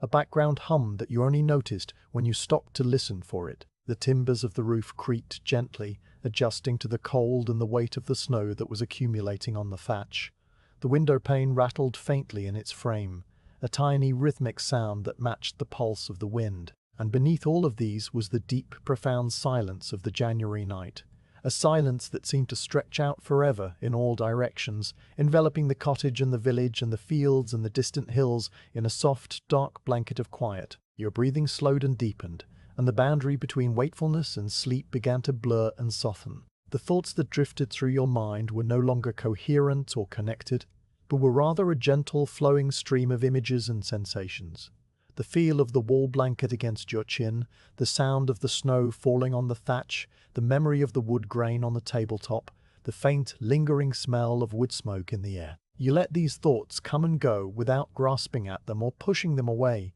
and as you did so, you felt yourself sinking slowly, peacefully, into the deep, restful darkness of sleep. The cottage was quiet and still around you, the banked coals glowing faintly under their blanket of ash, the snow falling silently past the window, and the long dark evening of January stretched on through the night, patient and calm and utterly without end. The rain began sometime in the deep silent hours of the night, not with a dramatic drumming or a sudden gust of wind, but with a soft, hesitant patter that was so faint you might have dreamed it if you had not already been lying awake in the darkness, listening to the familiar creak of the cooling timbers and the distant sigh of the wind in the bare branches of the hedgerow. The first drops fell singly and at long intervals, each one a distinct, individual sound as it struck the thick straw of the thatch above your head, a sound that was less a tap and more a soft, muffled thud, as if someone very far away were dropping small, heavy seeds onto a blanket of wool. You lay still under the weight of the covers, your eyes open to the absolute blackness of the room, and you listened to the rain as it slowly, gradually, increased from a scattering of isolated drops to a steady, unhurried rhythm that filled the cottage with a low, continuous hush. The sound was not loud, for the thatch was thick and dense and had been laid by a skilled hand many years before yours, and it absorbed the impact of the water and softened it into a gentle, whispering presence that seemed to come from everywhere and nowhere at once. The morning light, when it finally began to seep through the thick, wavy glass of the window, was not the pale gold of winter sunshine or even the flat grey of an overcast December day, but rather a deep, watery pearl that seemed to glow faintly from within the rain itself. The world outside the window was a blur of silver and grey, and the soft, indistinct shapes of the hedgerow and the bare trees, their outlines smeared and softened by the sheets of water that streamed down the glass and by the mist that hung in the air between the cottage and the distant fields. You rose from the bed slowly, feeling the cold, damp air press against your face and hands as you emerged from the warm cocoon of the blankets, and you crossed the dark room to the hearth, where the banked coals still glowed faintly under their blanket of ash. The process of rekindling the fire was slower than usual, for the air in the room was heavy with moisture, and the kindling seemed reluctant to catch, the thin sticks of hazel hissing and steaming as the heat drove the dampness from their fibers. You knelt on the cold flagstones and blew gently on the coals, your breath disturbing the fine ash and sending a small cloud of it drifting up into the dark chimney throat, and after a time a small, tentative flame appeared, licking up around the edges of the kindling and casting a warm, flickering light across the hearthstone. The rain continued to fall as you moved through the quiet rituals of the morning, the sound of it a constant soothing backdrop to every small action you performed. You filled the kettle from the water bucket and hung it on the crane, and as you waited for the water to heat, you stood at the window with your cup of mint tea, warming your hands, watching the rivulets of water trace their slow, meandering paths down the uneven surface of the glass. The paths were never straight but always curved and branched and rejoined, following the tiny imperfections and irregularities in the hand-made pane, and you followed one particular rivulet with your eyes, watching as it gathered speed and volume and finally disappeared into the wooden frame at the bottom of the window. The garden beyond the glass was a study in grey and brown and the deep, saturated green of the winter grass, which lay flattened and sodden under the weight of the water. The bare branches of the hawthorn hedge glistened with moisture, each twig and thorn outlined in a thin, shining film of water that caught the pale light and held it for a moment before releasing it to fall to the saturated earth below. The dampness of the day was not a sharp, penetrating cold like the frost of December, but rather a soft, pervasive chill that seemed to seep into everything it touched, a chill that clung to your clothing and your skin and the very air you breathed. When you moved away from the hearth and toward the door to check the latch or to peer out at the sky, you felt the moisture in the air settle on your face and hands, a fine, invisible mist that was not quite rain, but was not quite dry either. The wool of your shawl felt heavier than usual, the fibers swollen with the absorbed humidity, and it carried a faint, clean smell of wet sheep that was not unpleasant, but was certainly present, a reminder of the world outside and the weather that pressed against the walls of the cottage. You returned to the hearth and drew your stool closer to the flames, letting the warmth seep into your bones and drive away the chill that had settled into your shoulders and the small of your back. The rain on the thatch was a sound that changed and shifted throughout the day, rising and falling in intensity as the clouds above thickened and thinned and thickened again. At times it was a soft, steady whisper, a sound so constant and so even that it became a kind of silence in itself, a background hum that you ceased to notice unless you deliberately turned your attention to it. At other times the rain would strengthen, the drops falling faster and heavier, and the sound would deepen into a low, continuous rustle, like the sound of 1,000 small hands brushing softly against 1,000 stalks of dried grain. And occasionally, when a particularly heavy gust of wind drove the rain against the roof at an angle, the sound would sharpen into a brief staccato rattle that made you lift your head and listen for a moment before it subsided back into the steady, soothing rhythm. You sat on your stool through all of these variations, your hands folded loosely in your lap, and your eyes resting on the fire or the window or the familiar shapes of the objects that surrounded you.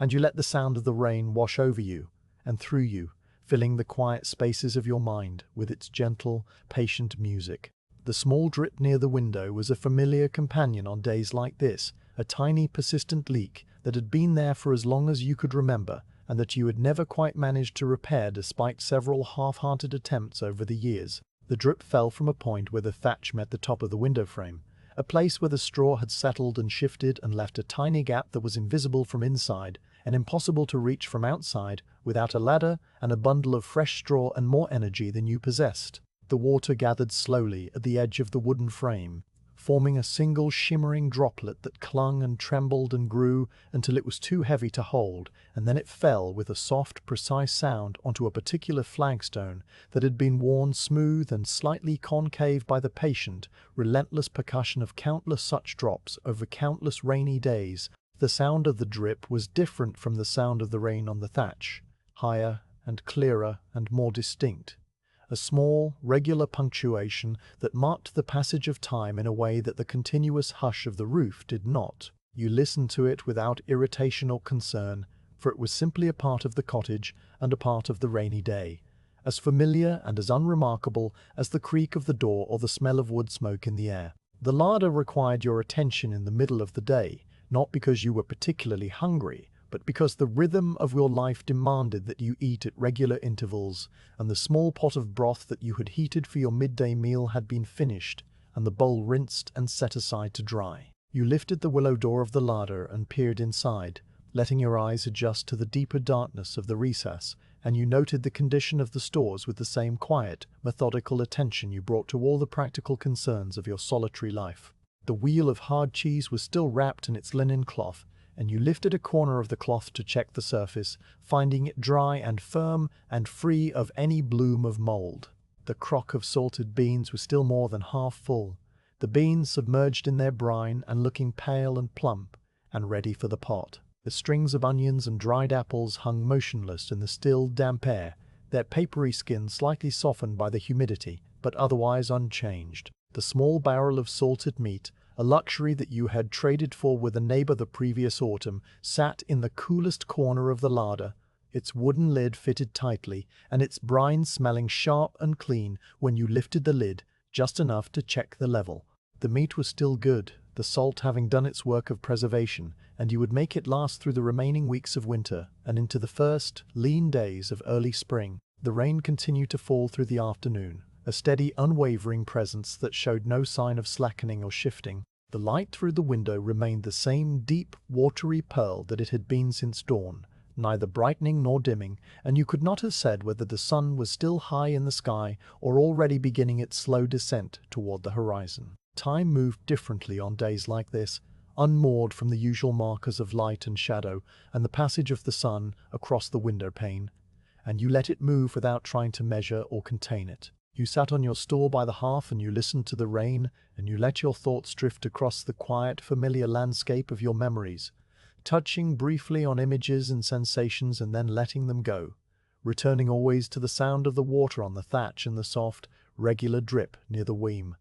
and the warm, steady glow of the fire. The checking of the cottage for drafts and leaks was a small, practical task that you performed on every rainy day, a slow circuit of the single room that took only a few minutes, but that gave you a quiet satisfaction in its completion. You ran your hand along the edge of the window frame, feeling for any cold, damp air that might be seeping in around the wavy glass, and you found the frame firm and tight, the old oak having swollen slightly with the humidity and sealed itself more effectively than any caulk or mortar could have done. You checked the threshold of the door, kneeling on the flagstones and pressing your palm against the worn wood, and you felt a faint, cool draught that was not strong enough to trouble the warmth of the room, but was present nonetheless, a small reminder that the world outside was wet and cold and pressing gently against the boundaries of your small, dry sanctuary. You tucked a rolled scrap of linen into the gap at the bottom of the door, a temporary measure that you had employed many times before, and you returned to your stool by the hearth,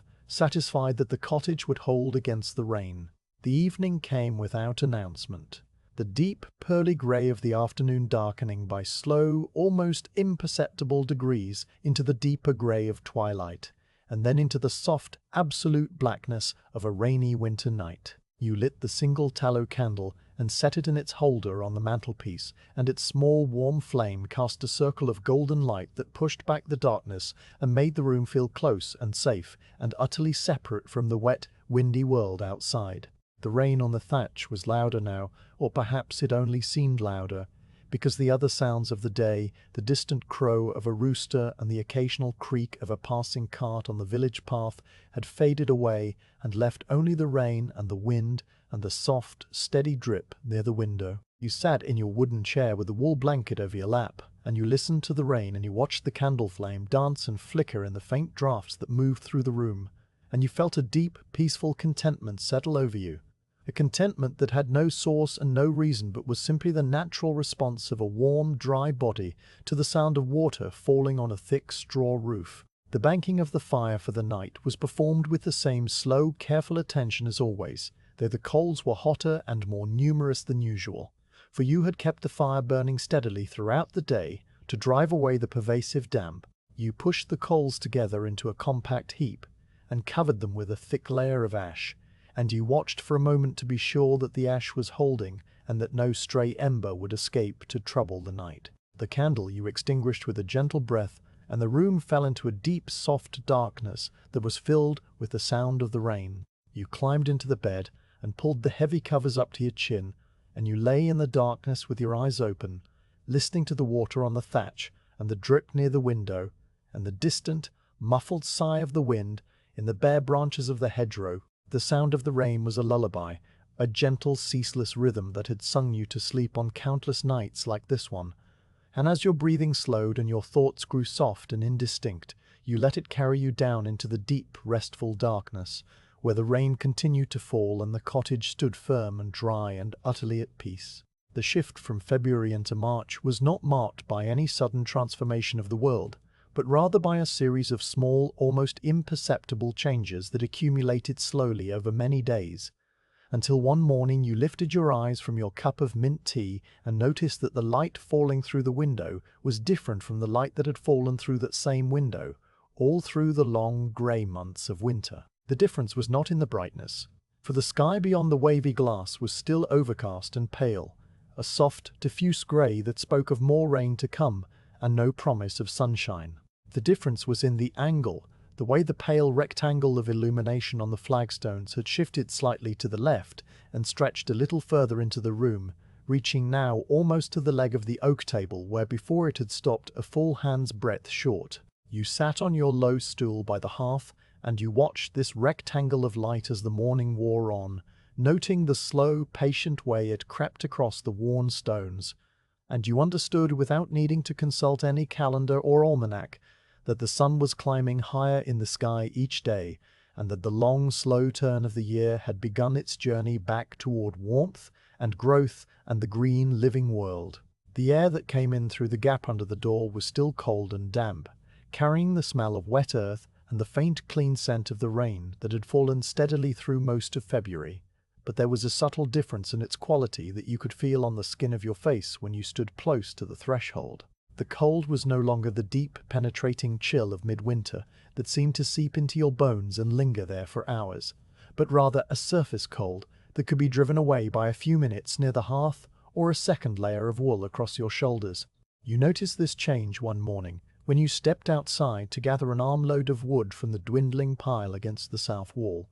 and you stood for a moment in the yard with the split logs cradled against your chest, feeling the air move across your cheeks and noting that it did not bite or sting the way it had in January, but merely pressed gently against your skin, and then moved on. The frost that had been a constant companion through the deep winter months was now a rare and fleeting visitor, appearing only on the coldest nights and melting away within an hour of sunrise, leaving behind a thin film of moisture that sparkled briefly on the grass and then sank into the dark, waiting earth. The garden plot at the bottom of the small slope behind the cottage was a place you had not visited in many weeks, for there had been no reason to walk down the narrow, muddy path and stand among the bare sleeping beds when nothing grew and nothing needed tending. The garden in winter was a place of rest and waiting, a patch of dark, heavy soil that lay under the grey sky and absorbed the rain and the frost and the slow, patient work of the turning seasons without any visible sign of change. But on this particular morning,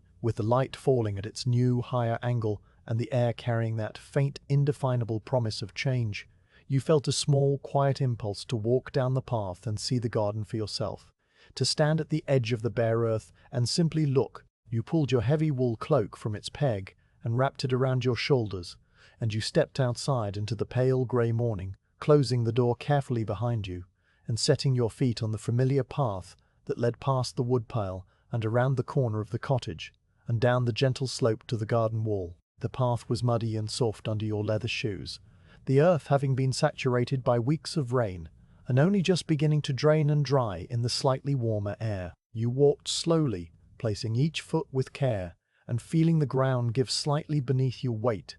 and you kept one hand on the rough, damp stones of the cottage wall for balance as you made your way down the slope. The wall was cold and wet under your palm, its surface covered with the same thick pelt of grey-green lichen and soft, spongy moss that you had seen on the village path, and you could feel the tiny, intricate texture of the moss against your skin as you moved your hand along the stones. The garden wall came into view as you rounded the corner of the cottage, a low, sturdy structure of the same grey stone that had been gathered from the surrounding fields generations ago and fitted together with care and skill by hands you had never known. The wall enclosed 3 sides of the garden plot, the 4th side open to the gentle slope of the field beyond, and it served to hold the warmth of the sun and to protect the tender plants from the worst of the winter winds. You stopped at the edge of the garden and stood with your hands resting on the top of the wall, looking out over the bare, dark earth that filled the enclosed space. The soil was heavy and sodden, still glistening with moisture in the pale light, and it was studded here and there with the withered, brown remains of last year's plants, the dry stalks of bean vines and the hollow stems of spent kale, and the tangled, decaying leaves of the root vegetables you had pulled from the earth in the autumn. The garden looked dead and empty and utterly without promise,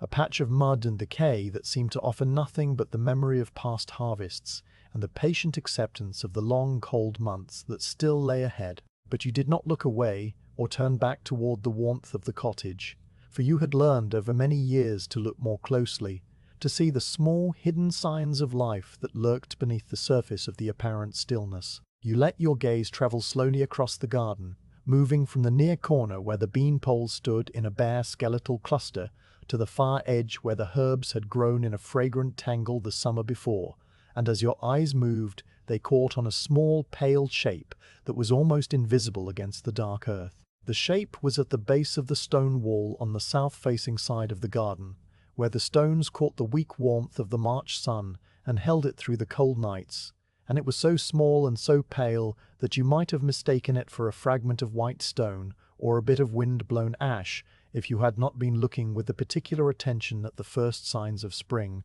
always demanded. You pushed yourself away from the wall and walked slowly around the edge of the garden, keeping to the narrow strip of grass that bordered the planted earth so as not to compact the wet soil with your weight, and you stopped when you stood directly above the pale shape and could look down at it clearly. The shape was a snowdrop, the very first of the season, its slender grey-green leaves pushing up through the dark leaf mould and its single drooping flower still tightly closed and as white as new milk against the brown of the earth. The flower hung from a thin, arching stem that was barely as long as your thumb, and its 3 outer petals were folded together in a perfect, delicate teardrop that seemed to glow with its own faint inner light. You knelt slowly on the wet grass, feeling the cold moisture seep through the wool of your skirt and petticoat, and you looked at the snowdrop for a long, quiet moment, noting the way the pale flower trembled slightly in the faint breeze, and the way the dark earth around it was cracked and pushed aside where the shoot had forced its way up toward the light. The presence of the snowdrop did not mean that winter was over or that the cold days were behind you, for you knew from long experience that March was a fickle month that could bring frost and snow and bitter winds as easily as it brought pale sunshine and the first tentative stirrings of growth. But the snowdrop did mean that the long dark season was turning, that the earth beneath your feet was waking slowly from its deep sleep and preparing itself for the great green explosion of life that would come with April and May and the full return of the sun. You reached out one finger and touched the tip of the closed flower very gently, feeling the cool, smooth surface of the petal and the faint, living warmth that radiated from the heart of the plant. And then you withdrew your hand and remained kneeling on the wet grass, your eyes moving across the garden in search of other signs of life. You found 3 more snowdrops before you rose, each one a small pale spear of green and white pushing up through the dead leaves and the dark soil, and you noted their positions carefully in your mind so that you could return to them in the days to come and watch their slow, patient unfolding. The south-facing wall of the garden was a place you had always favored, for it caught the full light of the sun throughout the day and radiated a gentle, stored warmth long after the sun had set. The stones at the base of the wall were larger than the others and had been laid flat to form a kind of low, rough bench, a place where you could sit and rest during the long days of summer weeding and harvesting. The stones were dry now, or at least drier than the sodden grass, and they had absorbed enough of the weak March sun to feel merely cool rather than cold when you lowered yourself onto them and settled your back against the warm, rough surface of the wall. You sat with your hands folded in your lap and your face turned toward the pale grey sky, and you let the faint, clean light fall on your closed eyelids and the skin of your cheeks and the backs of your work-worn hands. The light was not warm, not truly, but it was warmer than the shade and warmer than the interior of the cottage, and it carried with it a quality that you had almost forgotten during the long, dark months of winter, a quality of promise and potential and the slow, certain return of life to the sleeping world. The bird-song came from the bare hedge at the bottom of the garden, a single tentative note that rose and then fell silent. You opened your eyes and turned your head slowly toward the sound, and you saw a small brown bird perched on one of the highest twigs of the hawthorn, its breast pale and its back the color of dried leaves. The bird was a robin, the first you had heard in many weeks, and it sat very still on its twig and regarded you with one bright black eye before it opened its beak and sang again, a short, sweet phrase of perhaps 4 or 5 notes that seemed to hang in the still, grey air for a moment before fading into silence. The song was not the full, rich melody that the robin would sing in the summer, but rather a simpler, quieter version, a practice song or a testing of the voice after the long silence of winter. You sat very still on your stone bench and listened to the robin sing its tentative, halting song, and you felt a small, quiet warmth spread through your chest that had nothing to do with the pale sun or the sheltered wall, and everything to do with the sound of a living voice raised in the grey, silent world.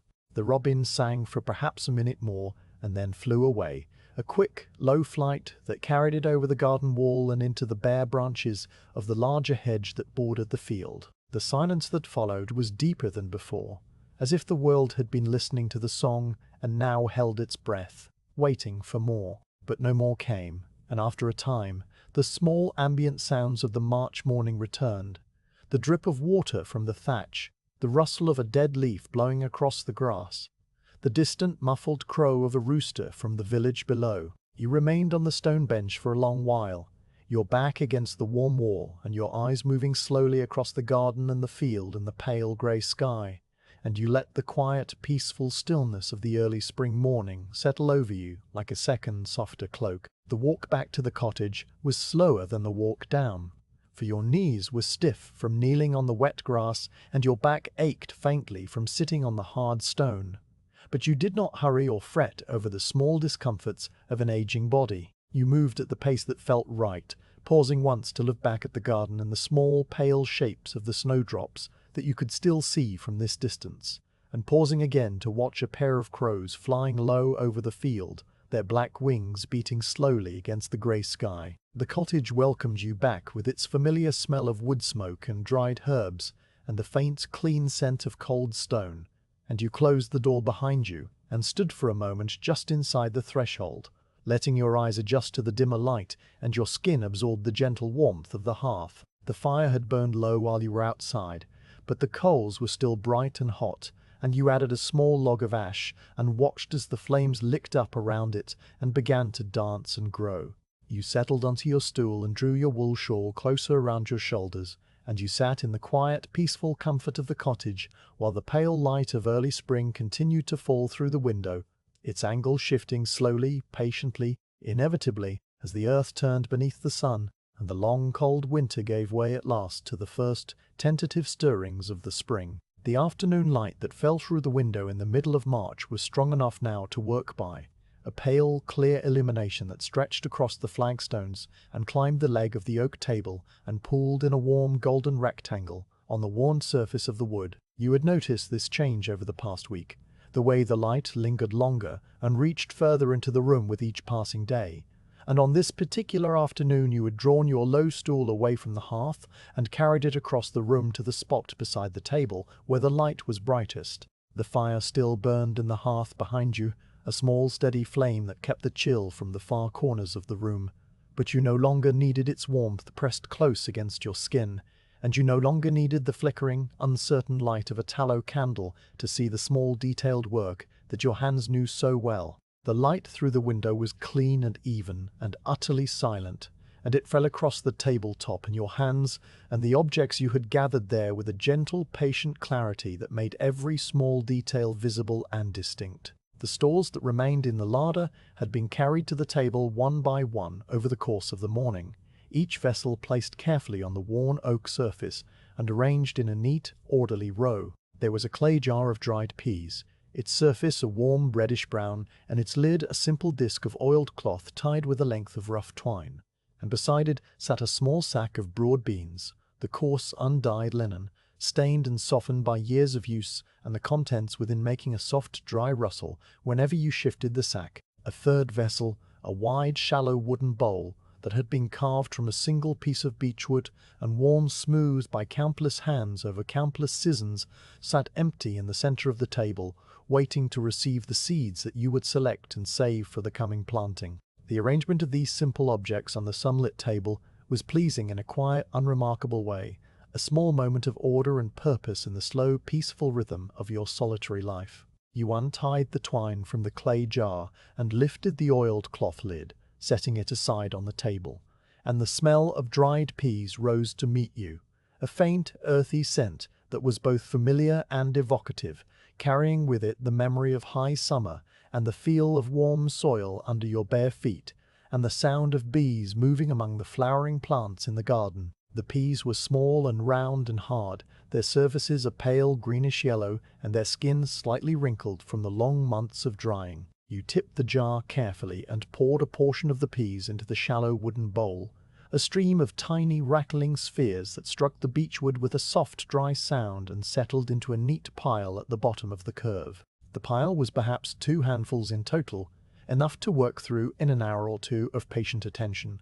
and you set the jar aside and drew the bowl closer to the edge of the table where the light was strongest. The sorting of seeds was a task that required no great skill or concentration, only a steady hand and a patient eye and the willingness to sit quietly and attend to the small repetitive motions that would, over time, separate the good from the bad and the viable from the spent. You reached into the bowl and scooped up a small handful of peas, feeling the cool, smooth surfaces of the dried seeds pressing against your palm and the spaces between your fingers, and you let them fall slowly back into the bowl in a thin, rattling stream while you watched for any that were discolored or misshapen or otherwise unsuited to the purpose of growing. The good peas were uniform in their pale greenish yellow, their skins intact and their shapes round and full, and they made a satisfying solid sound when they struck the wood of the bowl. The bad peas revealed themselves quickly under your patient gaze, a seed that was darker than the others and slightly shriveled, its skin cracked and peeling, another that was speckled with tiny dark spots of mold that had taken hold during the damp months of winter, a third that was simply too small and too light, a hollow shell that would never send a root down into the earth or a shoot up toward the sun. These you picked out one by one with the tips of your fingers and set aside in a small pile on the corner of the table, a pile that would later be carried outside and scattered on the garden soil, where the birds might find them or the rain might wash them back into the earth from which they came. The work was slow and methodical and deeply peaceful, your hands moving in a gentle, steady rhythm, while your eyes followed the flow of seeds from the bowl to your palm and back again. You worked through the first handful and then the second, and the pile of good peas in the bowl grew smaller and more select, while the pile of discards on the corner of the table grew slowly, steadily, a small mound of brown and grey and speckled seeds that had served their purpose as food for the winter, and would not be called upon to serve again as food for the future. The light through the window shifted almost imperceptibly as the afternoon wore on, the rectangle of gold creeping slowly across the tabletop and climbing the side of the clay jar and the linen sack, and you shifted your stool slightly to follow it, keeping your hands and the bowl and the seeds within the brightest part of the illumination. The broad beans came next, and you set the bowl of sorted peas aside and untied the rough twine that held the linen sack closed. The beans were larger than the peas by a good measure, each one the size of the last joint of your thumb, and their colours were a subtle varied palette of browns and purples and deep dusty greens, the skins mottled and speckled in patterns that were unique to each individual seed. You poured a portion of the beans into the empty wooden bowl, and they made a deeper, heavier sound than the peas had made, a soft, solid clatter that spoke of their greater weight and density. The good beans were easy to identify, their skins smooth and tight and their shapes plump and full, and they felt cool and hard and substantial when you rolled them between your thumb and forefinger. The bad beans were fewer than the bad peas had been, for beans were hardier in storage and less prone to mold and shriveling. But there were still some that had to be set aside. A bean that had been nibbled at the edge by a mouse or an insect and now showed a pale, powdery interior. Another that was so dry and withered that it crumbled slightly when you pressed it between your fingers. A third that had begun to sprout prematurely in the damp warmth of the larder, and now sported tiny pale shoot that curled from one end and from a kite. These you added to the pile of discards on the corner of the table, and the good beans you returned to the linen sack, counting them quietly under your breath as you did so, not because the number mattered in any practical sense, but simply because the act of counting was a small, meditative rhythm that helped to pass the time and occupy the part of your mind that might otherwise have grown restless or distracted. The feel of the seeds under your fingers was a sensation that you had known for as long as you could remember, a sensation that connected you to every spring that had come before and every planting that you had ever done. The cool, smooth surface of a dried pea, the slightly rougher, more textured skin of a broad bean, the way the seeds shifted and settled against each other in the bowl with a soft, dry rustle. All of these were familiar and comforting in a way that was difficult to put into words, but easy to feel. A deep, quiet contentment that settled into your chest and your shoulders and the small of your back as you worked. You thought about the garden that waited outside in the pale March light, the dark, heavy soil that was slowly drying and warming under the higher sun, the small, pale snowdrops that were now fully open and nodding in the faint breeze, the robin that had returned to the hedge and was singing its tentative, halting song each morning. The seeds that you sorted and saved this afternoon would be pressed into that soil in a few weeks' time, when the danger of hard frost had passed, and the earth was warm enough to welcome them, and they would send down their pale, searching roots and push up their green, hopeful shoots, and by the height of summer there would be pods of fresh peas and rows of broad beans, enough to eat and enough to dry and store for the winter that would follow. The cycle was as old as the soil itself, and as reliable as the turning of the seasons, and you were a small, quiet part of it, your hands sorting and saving and planting and harvesting in the same patient, unhurried rhythm that had sustained the people who lived in this cottage before you and would sustain the people who lived in it after you were gone. The afternoon light began to soften and deepen as the sun moved further across the sky, the sharp, clear gold of midday giving way to a warmer, mellower tone that made the wood of the table glow and the dust motes in the air sparkle like tiny, floating stars. You had sorted all of the peas and all of the beans that you had set out for the day, and the linen sack was tied, and the clay jar was sealed, and the pile of discards on the corner of the table was a modest, unremarkable mound of brown and grey and speckled seeds. The good seeds, the ones that would be planted and would grow and would feed you through another winter, were stored safely in their vessels, waiting for the day when you would carry them out to the garden and press them into the dark, waiting earth. You sat for a moment with your hands resting on the edge of the table, your fingers still and your palms turned upward to the warm golden light, and you let your eyes travel across the room and out through the window to the pale grey sky and the bare branches of the hawthorn hedge and the distant green smear of the field beyond. The world outside was quiet and still, holding its breath and waiting for the full arrival of spring, and the world inside the cottage was quiet and still as well. The fire murmuring softly in the hearth, and the shadows lengthening slowly across the flagstones. The final task of the afternoon was a small, simple one, a quiet act of completion that marked the end of the day's work and the beginning of the long, peaceful evening. You scooped up the pile of discarded seeds from the corner of the table, cupping them in your palm and feeling their varied textures and weights, and you carried them to the door and stepped outside into the cool, damp air of the March afternoon. The light was softer now, the sun hidden behind a thin veil of high, pale cloud, and the garden and the field and the distant hills were all washed in a gentle silvery grey that seemed to blur the edges of things and make the world feel softer and more forgiving. You walked slowly down the narrow path to the garden wall, your shoes sinking slightly into the damp earth, and you stopped at the edge of the bare soil and looked out over the dark, sleeping beds. The snowdrops were still there, their white flowers blowing faintly in the grey light, and beside them you could see the first, tiny tips of other shoots pushing up through the leaf mould, the pale green of new daffodils and the darker, glossier leaves of bluebells that would not flower for many weeks yet. You opened your hand and scattered the discarded seeds across the surface of the soil, a thin, uneven rain of brown and grey and speckled seeds that fell without sound and settled among the dead leaves and the emerging shoots. The birds would find some of them, and the rain would wash others into the earth. And what happened to them after that was not your concern, for they had served their purpose and been released back into the slow, patient cycle of growth and decay and renewal. You stood at the garden wall for a long moment, your hands resting on the cool, rough stones and your eyes moving slowly across the quiet, waiting landscape. A single crow flew overhead, its black wings beating slowly against the grey sky, and its shadow passed over the garden and was gone. The robin in the hedge sang a short, sweet phrase, and then fell silent. The air was cool and damp, and carried the smell of wet earth and the faint green scent of new growth, and you breathed it in slowly, letting it fill your lungs and settle into your blood. Then you turned away from the garden and walked back up the path to the cottage, your steps slow and steady and your mind quiet and at peace.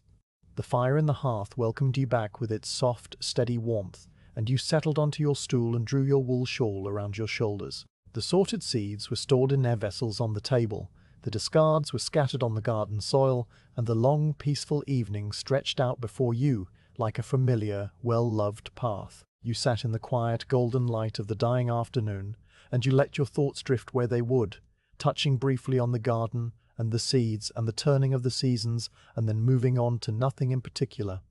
A gentle, formless stream of images and sensations that washed over you and through you and left behind only a deep, quiet contentment. The day's work was done, and the night was coming, and the cottage was warm and still, and there was nothing more that needed doing, and nowhere else that you needed to be. You sat on your stool and watched the light fade slowly from the window and the shadows gather in the corners of the room, and you waited for the evening star to appear in the pale, darkening sky. Evening of the day when you scattered the discarded seeds across the garden soil arrived slowly and without ceremony, a gradual softening of the light and a deepening of the shadows that you noticed only when you lifted your eyes from the fire and saw that the rectangle of gold on the flagstones had faded to a pale, watery grey, and that the corners of the room were filling with a soft, blue darkness that seemed to rise from the floor like water seeping into a dry well. The spring had advanced in the weeks since you had sorted the peas and the beans, the pale, tentative snowdrops giving way to a profusion of daffodils,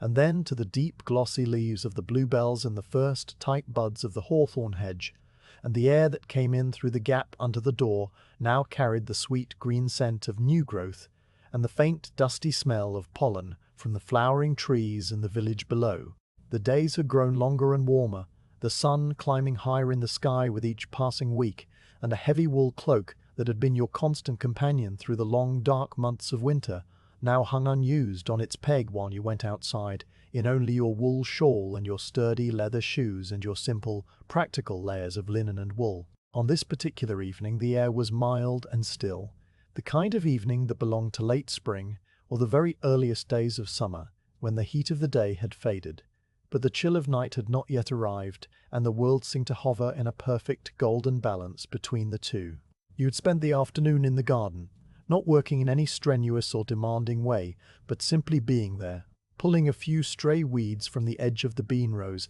and pressing the soil gently around the base of the young pea plants, and sitting on the low stone bench with your face turned toward the sun and your hands resting loosely in your lap. The garden was beginning to show the first tentative signs of the harvest that would come later in the summer, the pea plants sending up their delicate, curling tendrils, and the broad beans forming their clusters of pale, fragrant flowers that would soon give way to the first, slender pods. You had sat on the bench and watched a pair of bees moving among the bean flowers, their bodies heavy and golden, and their wings making a soft, drowsy hum that was the very sound of summer itself, and you had felt a deep, quiet contentment settle over you that had nothing to do with accomplishment or productivity,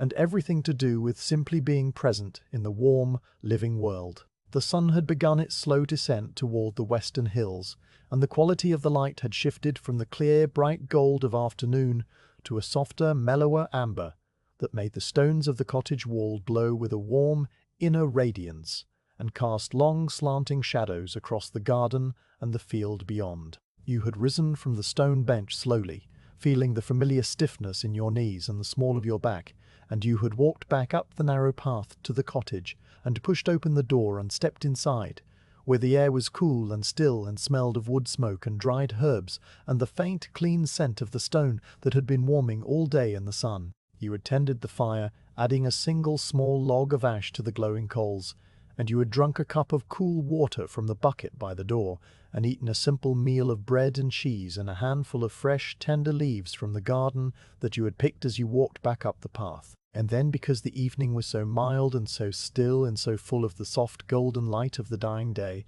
you had taken your wool shawl from its peg and wrapped it around your shoulders and stepped back outside, not for any purpose or errand, but simply to sit and watch the day end and the night begin. The wooden bench that stood against the south-facing wall of the cottage was a simple, sturdy thing that had been built by hands you no longer remembered, and had sat in that spot for longer than you had been alive. The bench was made of oak, the same dense dark wood as the table and the chair and the lintel over the hearth, and it had weathered over the decades to a soft, silvery grey that was the colour of the sky on a rainy afternoon. The seat was worn smooth and slightly concave from the weight of countless hours of sitting, and the back was low and curved in a way that supported your shoulders without forcing you to sit too straight or too stiffly. You lowered yourself onto the bench slowly, feeling the familiar shape of the seat beneath you, and the warmth of the day still radiating from the wood and the stones of the wall behind you. And you settled back with your hands folded in your lap and your face turned toward the western sky, where the sun was making its slow, patient journey toward the horizon. The view from the bench was one you had looked upon thousands of times, a simple, unremarkable scene of field and hedgerow and distant hills that had become so familiar that you no longer truly saw it, but rather felt it as a kind of presence, a quiet, constant companion that had been with you through all the years of your solitary life. The field beyond the garden wall sloped gently downward toward the village, its grass long and lush and beginning to turn from the pale green of spring to the deeper, richer green of early summer, and it was dotted here and there with the white and yellow of wildflowers, whose names you had known once and had long since forgotten. The hedgerow that bordered the field was a dense, tangled mass of green now, the bare brown branches of winter transformed into a thick, living wall of leaves and blossoms, and the first tiny fruits that would ripen into dark, purple sloes in the autumn. The hawthorn was in full flower, its branches covered with clusters of small white blossoms that glowed faintly in the fading light and filled the air with a sweet, faintly almond scent that mingled with the smell of the grass and the earth and the distant, clean smell of the evening. Beyond the field and the hedgerow, the land rose again into a series of low, rolling hills that were soft and blue with distance, their outlines blurred and softened by the haze of the warm day. And above the hills the sky was a vast pale expanse of golden rose and the faintest, most delicate lavender that deepened and intensified as the sun sank lower. The thrush that had been singing from the top of the hawthorn since the late afternoon was still singing, its voice a clear, liquid stream of notes that rose and fell and rose again in a complex, ever-changing melody that seemed to pour out of the small brown bird without effort or intention. The song was beautiful and melancholy and utterly familiar, a sound that you had heard on countless evenings like this one, and that you would hear on countless evenings still to come. And you let it wash over you and through you without trying to follow its intricate patterns or understand its meaning. The thrush sang for a long time, its voice carrying clearly across the still golden air, and then it fell silent, and the silence that followed was deep and profound, and filled with the soft ambient sounds of the evening world settling in to rest. A pair of swallows swooped low over the field, their dark, pointed wings cutting sharp, swift arcs against the pale sky, and you watched them for a moment before they disappeared over the roof of the cottage and were gone. A single bat fluttered erratically along the line of the hedgerow, its small dark shape flickering and dipping as it hunted the insects that rose from the grass in the cooling air. The bees that had been humming among the beanflowers all afternoon had returned to their hive somewhere in the village, and the garden was still and quiet except for the faint rustle of the pea tendrils in the gentle breeze that had begun to stir as the sun approached the horizon. The warmth of the day was beginning to fade now, not dramatically or suddenly, but in a slow, gentle retreat that you felt first on the skin of your face and the backs of your hands,